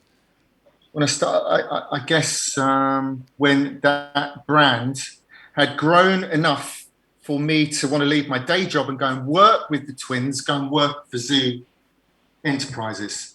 Good for you. That's when, for me to want to go and do that, to have the balls to to leave a quite a well-paid day job in the 90s, to go and just say, right, I'm going to DJ full time now, and I'm going to go and work with these guys, and I'm going to be part of this promotion team. I'd say that was the turning point. So I obviously saw something that was going to say, right, okay, it may not last forever. And what year was that? I think this would have been 96-7. I think I left there. Okay. To join. No, 97. 97, I left my day job to go and work for the twins and Michael in Shaftesbury Avenue, and with Chrissy. Chrissy came. Me and Chrissy. Chrissy was there before me. Back and forth, and then remember, we've got to mention Rob Wallace. I was just about to say. I was just about to say, when did Rob Wallace arrive? Rob Wallace went to Ibiza, and I went to join them. I went to the Zoo office full time, and that was that. It was almost like, yeah, that was around that timeline. So Rob was there, Alistair was there, Ollie was there. This was the building of the whole brand. The Zoo brand got bigger, and you're saying that's because the music was, things were breaking. You know, Defected had just started. Things were getting starting to break into the charts. You know, Beautiful People. If you think of that record, Deep Inside, that turned into Defected didn't start until Defected didn't start until 2000. You know, so it would have been AM/PM at that time. AM/PM to Defected, yeah. Mm-hmm. That time was so we are talking 96. That was before that, but I'm just saying these labels were starting to have bigger hits. I mean, look at Kleptomaniacs. That Kleptomaniacs, I Can't Get Enough. That was a big crossover hit, wasn't it? So that was around that time. When was that record? The Kleptomaniacs, Can't Get Enough. What year was that? I don't remember that record, Kleptomaniacs. Okay. Yeah, quite true. That wasn't Kleptomaniacs. Brian and Brian and Jazz and Groove. Beg your pardon. Yeah, Jazz and Groove. Under Kleptomaniacs or Soul Searcher. Soul Searcher. Beg your pardon. Yeah. Mm-hmm. So what year was that? That was about 97, 98. So there we go. So records. You know, we've mentioned it a lot on here. That infamous trip to Miami.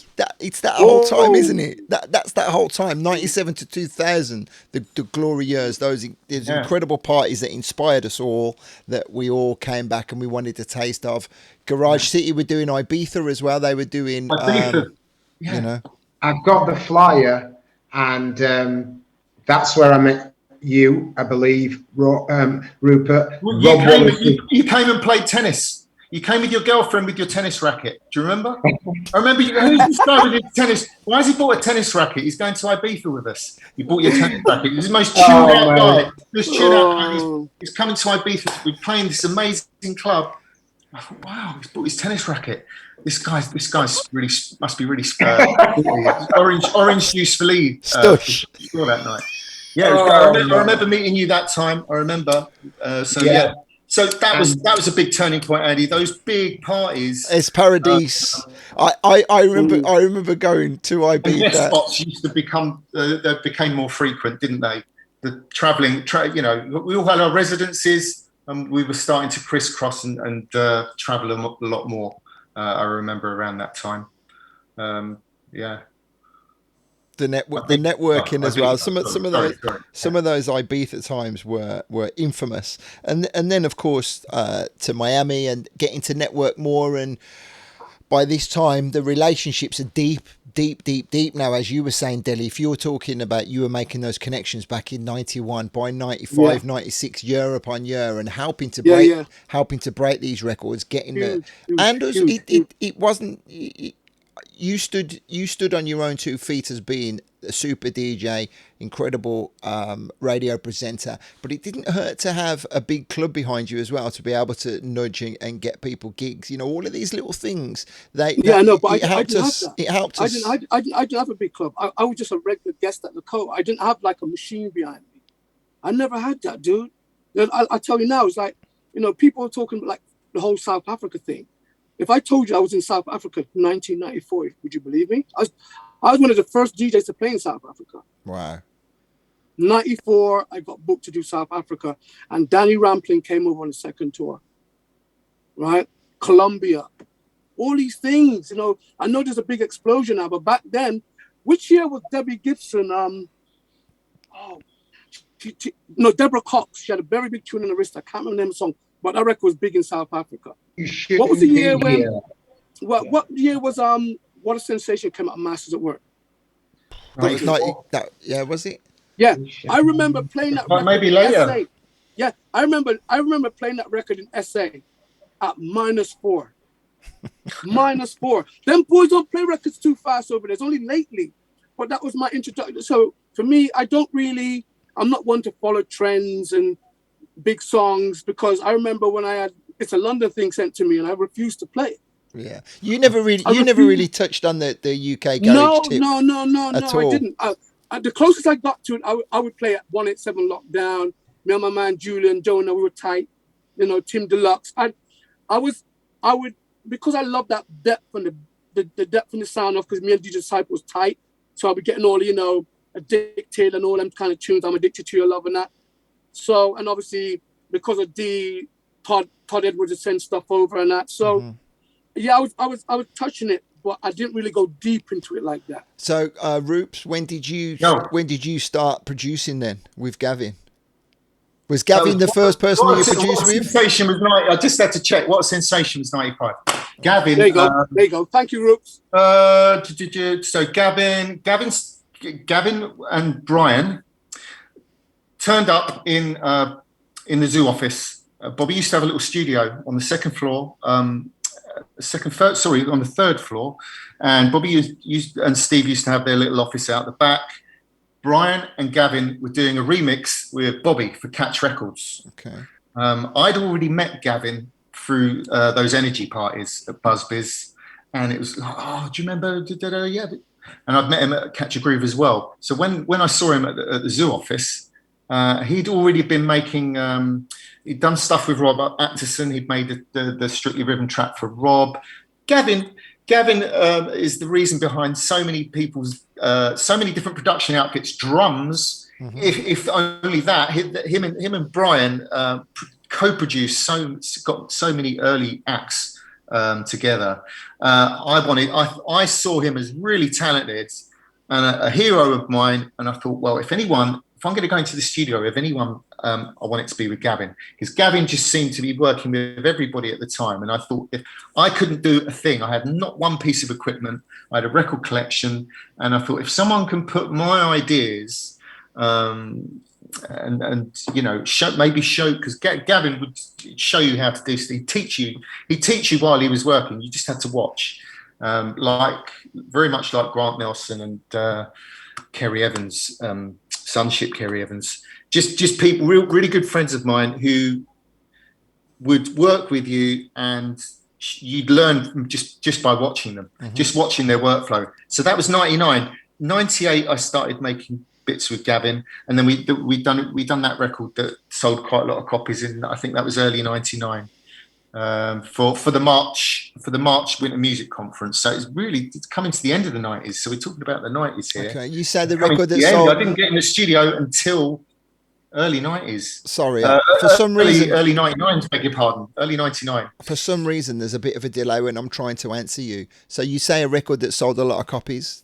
Yeah, that was the DJ Thing record with Gavin that we done. And there was a series of It's a DJ thing. It was called It's a DJ Thing. Mm-hmm. And I Was it on remember, Defender? and I Was that on remember, Defender? sorry, Was it on the label Defender? I was going to mention Nick rang up from Defender, really pissed off. It had come out, and Nick rang up from Defender Records, really pissed off that there was a track called It's a DJ Thing. And I had to explain to him that it was kind of a one-off name that we'd come up with the track. It's quite embarrassing. They rang up the office. So you mentioned Defender Records. Please remind me. They had It's a DJ Thing, Volume 1, 2, 3, 4. Please remind me of the guy's name from Defender Records, because I remember going to his house, and I can't for the life of me remember the guy's name. Nick. It was Nick. Is it Nick? Oh Jesus, Nick. There was two of them, but I can't remember. Nick. He ran the record label out of his house, didn't he? Yeah, I remember. Correct, I remember going there. Okay, so so you did that. He did quite well, and then you stayed with. Then to get any. The first time in the studio, it took till 1999 to actually go in and actually think, wow, do you know what? I actually really like doing this, and that's when I started collecting Equipment, and slowly got to learn it bit by bit. So tell me about the transition then. It's quite crazy to skip through this so very quickly. So tell us then, you moved into the 2000s, and then there was a whole change of direction and energy, and then Garage City all of a sudden became Soul Heaven kind of thing. Garage City finished. I think I was one of the last people to find out about it. I'd actually left the office by then, and I'm sure I didn't get to hear about it. I remember being really pissed at the time, and I didn't get to hear about it till really late. Soul Heaven had already started. I wasn't one of the residents when Soul Heaven first started. And next thing I know, my residence is just all of a sudden.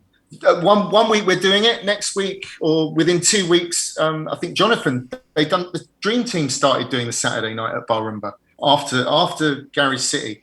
So it was like, oh wow, what a kick in the teeth. I wasn't a resident at Soul Heaven. I think I was a guest. I was a guest at the time, and doing a few bits and bobs in Greece. I was doing a lot of things in Greece at the time, going to Athens quite a lot, I seem to remember. Grant Nelson rang me one day. I'd gone back to my old day job at Transco, the Transco place, which actually changed its name to First for Media. I'd been there a couple of months thinking, wow, here I am. I'm back here again. I got the golden handshake. Fantastic family, a school friend of the family from got the golden handshake when I left there, went back there. And then Grant rings me up and throws the cat amongst the pigeons again and says, bruv, come and work for us. Come and work for me and Kate at Swing City. And I thought, oh, here we go again. So, and off I go. And next thing I'm working with Swing City Records with Grant Nelson and Kate, who turned out to be, really dear friends. And then that was the next era. Working with Grant, pushing his product, getting in the studio, learning from him. And CC Rogers, working with CC Rogers was an artist. Misha Paris was an artist. Working with some really big tracks. I remember when I joined there, that was 2001 or 2. They had some really big records. The Body Swerve, which turned into a Misha Paris song. Mm-hmm. And then met CC Rogers. We'd done a tour, and at the same time, I'd been during that Zoo era. Ollie'd introduced me to one of his artists who happened to be Kerry Evans' sonship, huge UK garage producer, done all the Mystique records, was the ex-keyboard player of Brand New Heavies, and another guy who just let me come in and watch him work. And I'd done stuff I was making stuff with him. I was trying to get him on the sort of the jazzy house stuff. And next thing I know, I've got Grant, working with Grant, learning from Kerry Evans, working for this record label, but really wanting to become an artist rather than actually learning the runnings of the label. And it become really frustrating. Mm-hmm. And I just buying equipment and never had any time to do my own stuff.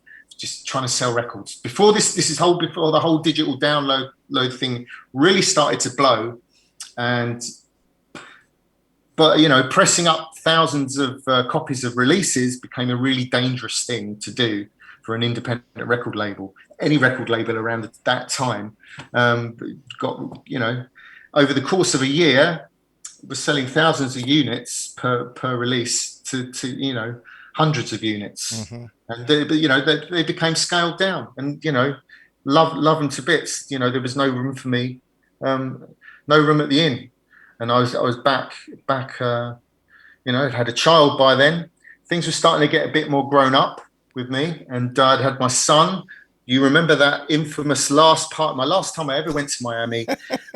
Andy saw me at my very, very worst, and took you under my wing. That was kind of the end of everything had come to a head. I was a new dad just around the corner. My career was starting to go a little bit the other direction with regards to, can I make a living for this? I could have played records for the rest of my life, but certainly wasn't going to do it as a full-time job. I was beginning to realise that, and that was a tough time. That was a crossroads. Just becoming a dad, the happiest time in my life. 2004? 2006. That was 2006. Right. So okay. I was with Grant and Kate from 2002 to 4 years. 4 years. So end of 2001 to early 2006. Early morning strolls down Washington Avenue. Yeah. Putting the world to rights. But, you know, in that time, I'd say Lee, I travelled up to Back to Basics to see Lee, and that amazing residency, Lee, that you had. When I wasn't DJing, I'd be in clubs. I'd be with Jeff John, travelling up to Leeds, Back to Basics, watching Lee's amazing. That room, when you think of Back to Basics during those times, first, a lot of people think Dave Beer, Ralph Lawson, and the main room guests that used to bring through that, and all the stories that Dave Beer brought. This crazy. The guy downstairs, Lee Wright, had this room. And I went up there with Jeff John, and I saw the power of the Wright. This orange juice drinking, tennis playing dude, ruling Leeds. He owned that sound in Leeds for me anyway. He obviously had the Hard Times thing going on as well, but that room, that was Lee's thing. We went to Bristol. We saw Deli. Deli was Bristol. For that sound, Deli was Bristol, okay? And what he's done, you know, and who he's brought through, all these guys, you know, when Deli used to come to London, it was okay. This is business, because Deli didn't muck around.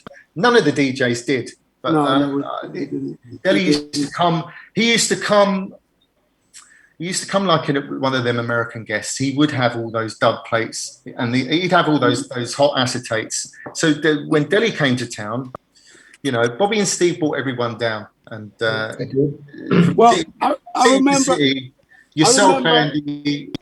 You were there for a reason. You're all very humble, saying, "Oh, what were we doing?" But I've heard the other shows.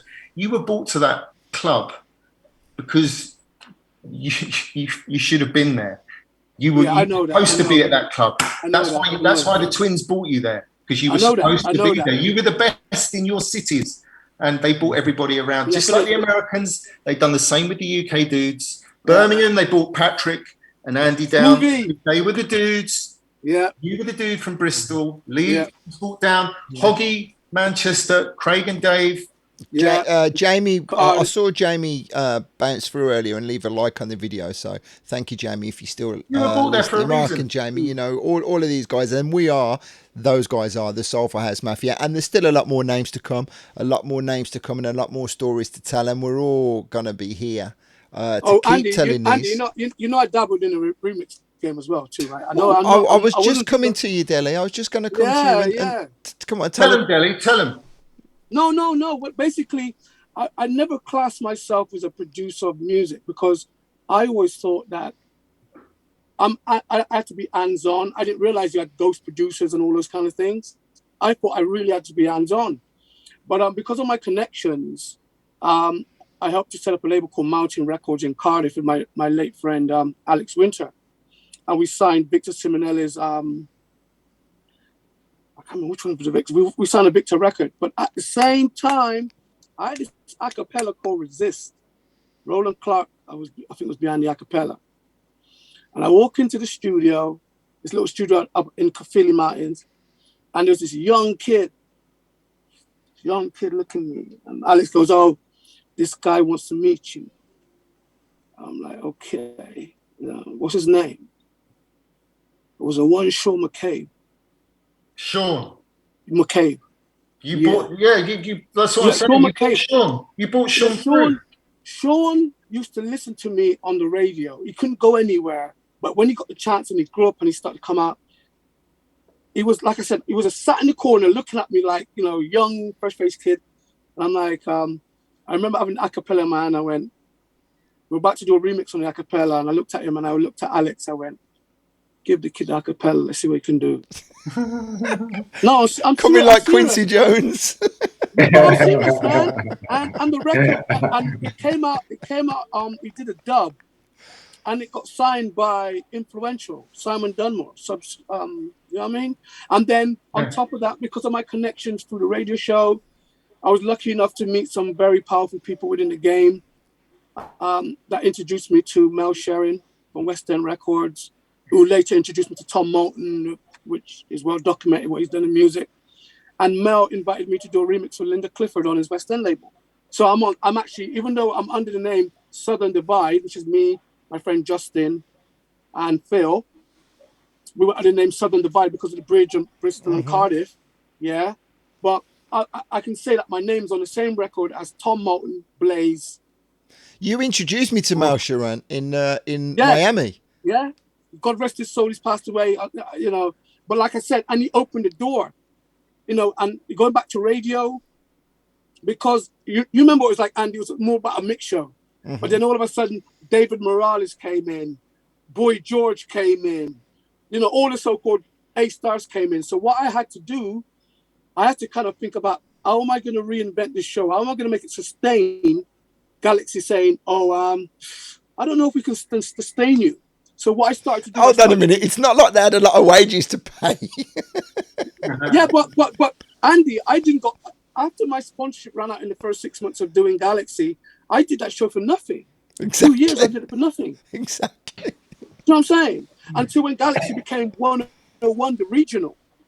That's when I was on the payroll. Mm-hmm. And then I was bringing in, I got to give a big shout to my man, T. Harris. He was my first ever guest. My first ever guest from aboard was, again, God rest his soul, Mike Huckabee. So I'm saying, so given that, through the radio show, I always say it's my best club ever. Yeah. Because I do what I want. Can I ask you, both of you guys, in the lockdown, have you? Well, it doesn't sound like you ever disconnected from music at all, Deli. So that might be a silly question to you. But for Rupert, do you think you reconnected with anything over 16 months? I had so much. You interviewed Lofty on, I think, your first podcast, right? Lofty, right? Me? Lofty. Are you talking to Deli or me? Lee asked me a question. Okay. Right. Who did you ask who interviewed Lofty? Yeah. No, Lofty was on your first Soulful House Mafia, right? No, with you and Mark? No, Lofty was on Mark Wilkinson's show. Right, okay. I thought he was on your first one, but look, no. when the musical finished, we went into day jobs. There was me, lots of guys, Dean Savon, Joe Musafia. Let me name just a few cats. We all became London taxi drivers. Did you know that? Mm-hmm. Well, we all on the lodge and we became London taxi drivers. I know that. And music became the odd gig here and there up till I don't know until I can't remember. Like yourself, Andy, I think 2012 might have been the last time I thought, do you know what? That's the end of that era. My record collection is going to be something I'll cherish forever in my memories. It was only in this lockdown probably, and me moving house during lockdown. I had so much music. Well, any time I had for music, because I wasn't DJing, I'd go and do a little bit on a track, and I've gradually rebuilt my studio in my new place, and got some music finished in lockdown. So yeah, absolutely. But I've had because I haven't had any gigs like everybody, bless them, haven't had any gigs to play at. I've had a bit of sort of creative freedom.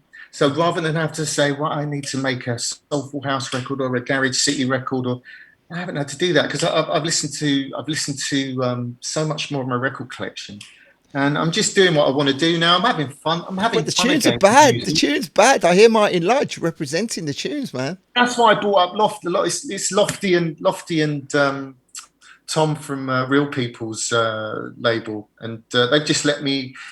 They said Lofty'd heard a lot of my stuff, Lofty Flying Records, and he said just make some music. We've got these labels coming out. Just do what you want, and he's kind of given me a whole new. Both of them have allowed me. They've unlocked the door again. They've sort of said, "Look, come on." What do you say, Lee? The genie's out the bottle.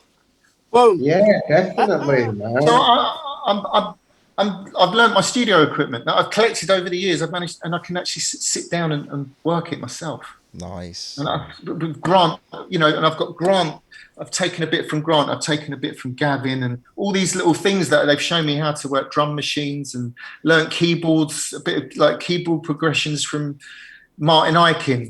He's doing really well on that tech house scene at the moment. Classically trained musicians show me chord progressions. It all sinks in. So now all my spare time, I'm in my studio listening to my old records and not thinking of any particular scene. Not thinking, I've got a DJ this weekend. I want to. How it should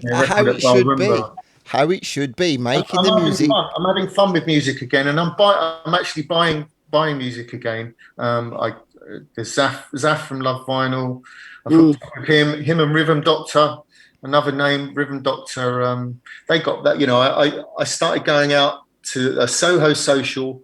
And it was really to do with football chat, and all these record shop guys sort of said, why aren't you doing this? Why aren't you doing that? And Zaf and the Rhythm Doctor, another two people who have got me back in, got my musical taste buds going again. And really, the lockdown, Lee, what a long answer. The lockdown has really has got my flavours going again, and I've had so much time because of my work, because my work's been up the spout. Yeah, I've been at home, and thank God everything's all right. We've managed to pull through the other side, but I've had so much more time for the music again. Would you want to go out and spin in a club again, Roops? I don't know, mate.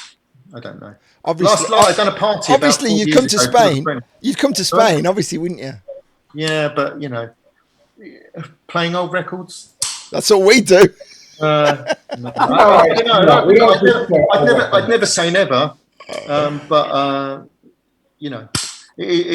I'm here where I am right now. It's just great. It's a good place. I hear that. So I'm listening to so much at the moment. That'd be fantastic, but I must. My turntables at the moment need a good servicing. I've got a bit of a pitch control problem going on. With my to be fair, you always did. Yeah.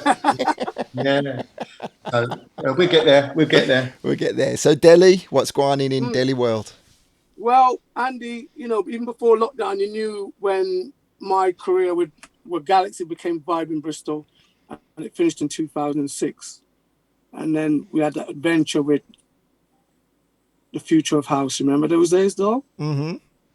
Track Source. Yes. We had our residencies. Well, how I got the gig with Track Source. Terry Chandler was the first person who knew that my days at my radio show, The Touch, was finished on FM in Bristol. But I had a working relationship with Brian Tappers and Kevin from Gossip Records.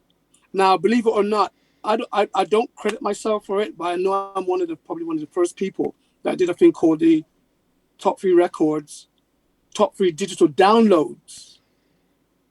You understand? Because remember what I'm saying, the show's changing, people are coming in, I've got to keep on revolving the show, making it change all the time. So I brought Brian on to do a top 3 from Track Source on Galaxy.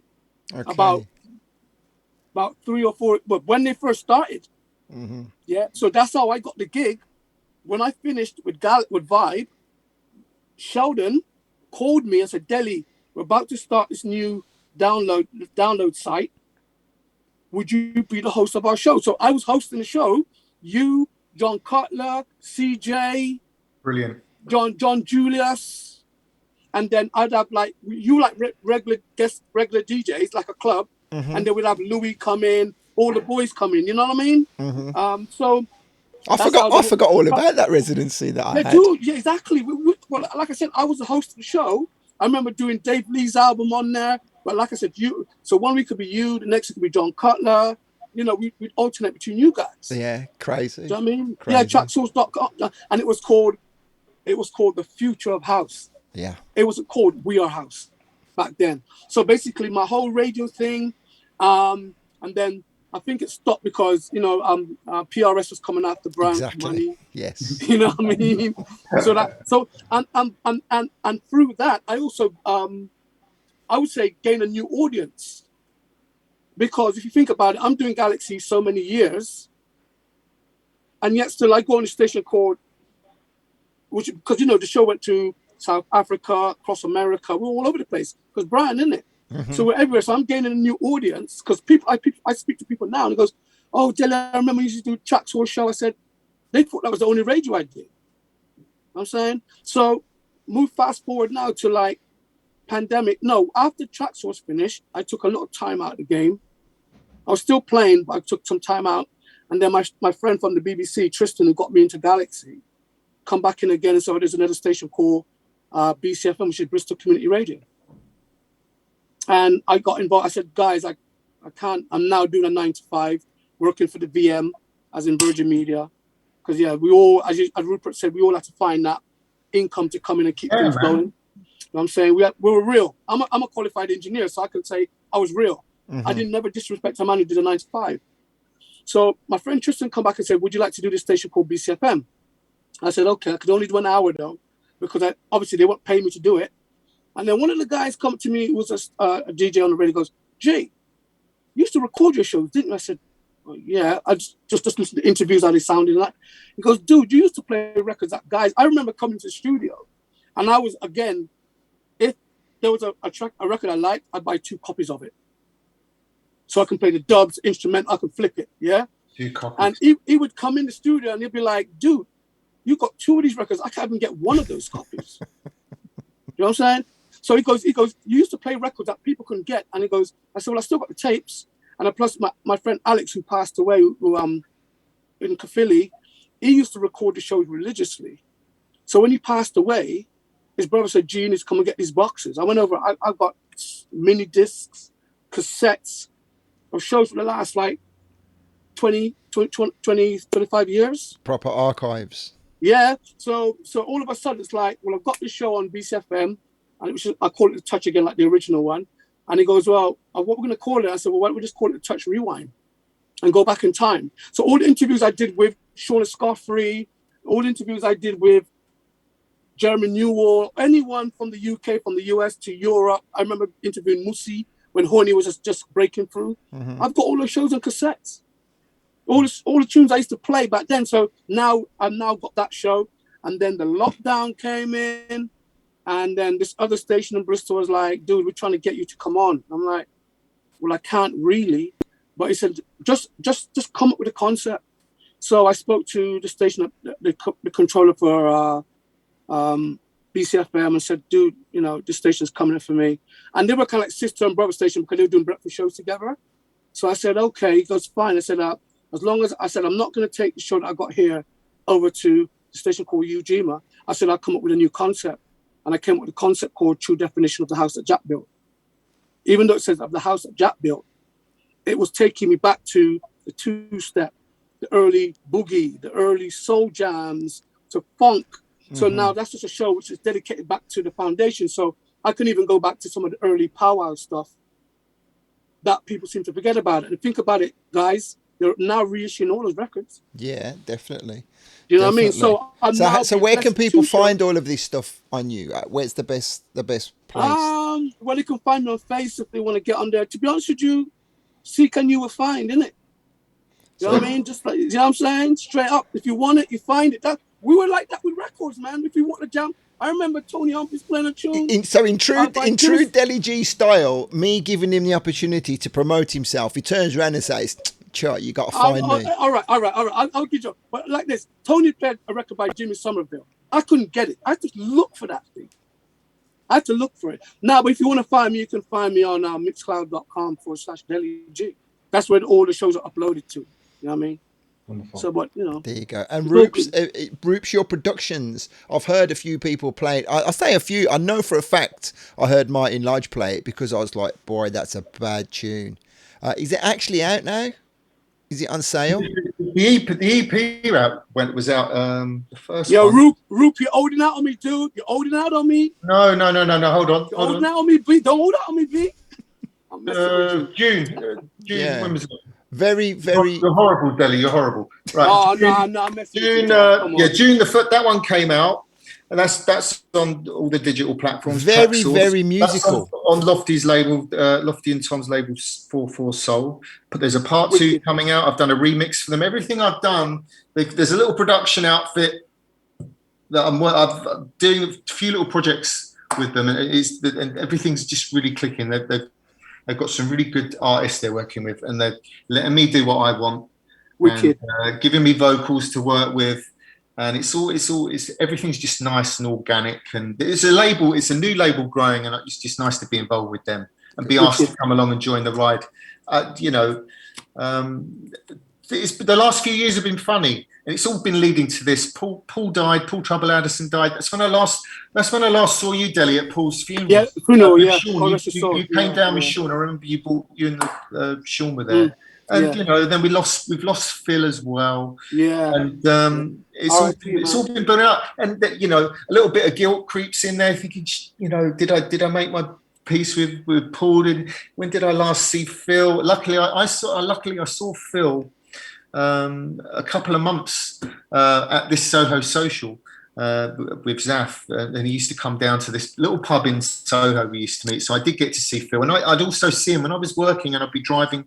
I'd see him in Notting Hill Gate. He used to work at the record exchange there before he moved. So I did get to see Phil more than, but I never got to sort of see Paul. Felt absolutely terrible at his funeral, like. But got to see everybody that I hadn't seen for a while. I hadn't seen the twins for a while.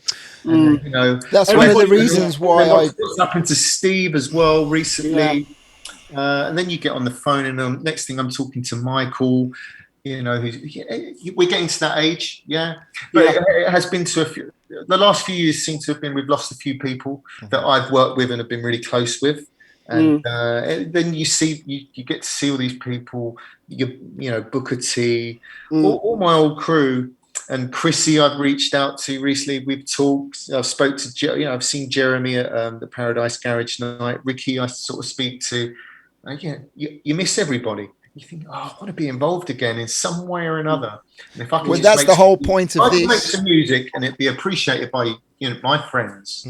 That's the whole point of this, bringing everybody together. Yeah. So, Tracksource. All my bits are going to be out on Tracksource and all the digital platforms, and I'm just going to keep making some beats. No specific genres. And Deli, if you haven't got it, I'll speak to you. No, Rupert. Tell him to go and buy a copy. Search me, Deli. Search me. It's not a problem. It's not dog. I love it. Andy, Andy, you're right. Trust me. I don't mind. Because how I got into radio, I was on no promo list. I'd go to shops and buy my jams and come and spin it. I always remember Eric Copper saying, if it wasn't because of people like you playing, do you want to do it right now? Tony wouldn't have signed it for Double F Double R. There you go. So listen, Deli G's got stories for days, as does Rupert, as does Lee. Yeah, man. This won't be the last time that we will be on this. And just to repeat the very obvious that keeps coming up every time, it's an ongoing conversation. It's an opportunity for us all to come together, to reminisce about the good old times. And I promise you, Deli and Rupert, you're going to go away, maybe watch this back at some point, and you're going to go, I can't believe I forgot this, and this. I tried. It's too much. It's going to happen, so don't worry, because we will do it again. We got a lot of ground to cover. We got a lot of names and shouts. We lost.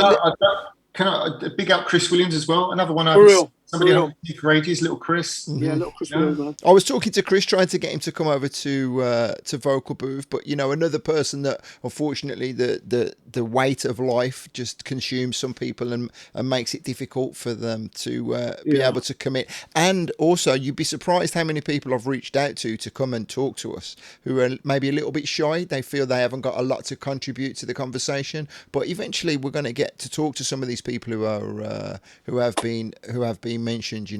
Rob Redford was here from the very beginning, and he's stayed to the very end, and he's saying he really enjoyed the chat. Thanks, great interview. We haven't had a great deal of people watching us live tonight. We lost a bit of momentum with the Euros, but I know a lot of people are going to be picking up the recording. So guys, I'll just we'll coincidentally bang on 2 hours into this chat that could have easily ran into 3-4 hours, but we'll do it again, right? We'll definitely do it again. I am going to just press a button to say my outro, and I'm going to give some details about this Steve party again in October. So when I do, you guys are going to disappear. Thank you so much. Love you all. No, thanks, Andy. Keep up the good work, man. Keep up the good work, man. Respect. Billy, Lee, Andy, love. One love. Lee, Roops. Take care, boys. See you later. Right. Great stuff. Bye-bye. Them boys are gone. Brilliant. I felt I didn't want to cut it off, but we would be talking all night long, and I know how important everyone's time is. So let me bring you back to this date, Sunday the 3rd of October 2021. Rupert spoke so very passionately about the love that he has for Bobby and Steve and how influential they were in his journey and all of our journeys, if we're honest. Here are the details for the fundraiser benefit event on Sunday the 3rd of October at the Ministry of Sound. Now, unfortunately for some of us, it falls on the same week of the Vocal Booth Weekender, but you can still actually show some love by donating on a GoFundMe link. The link is in the description of this video, and you'll also be able to find it, I'm sure, all across Facebook. Try and get tickets if you're not with us in Spain. Make sure you get down there and represent it, because it's going to be a fantastic evening of music.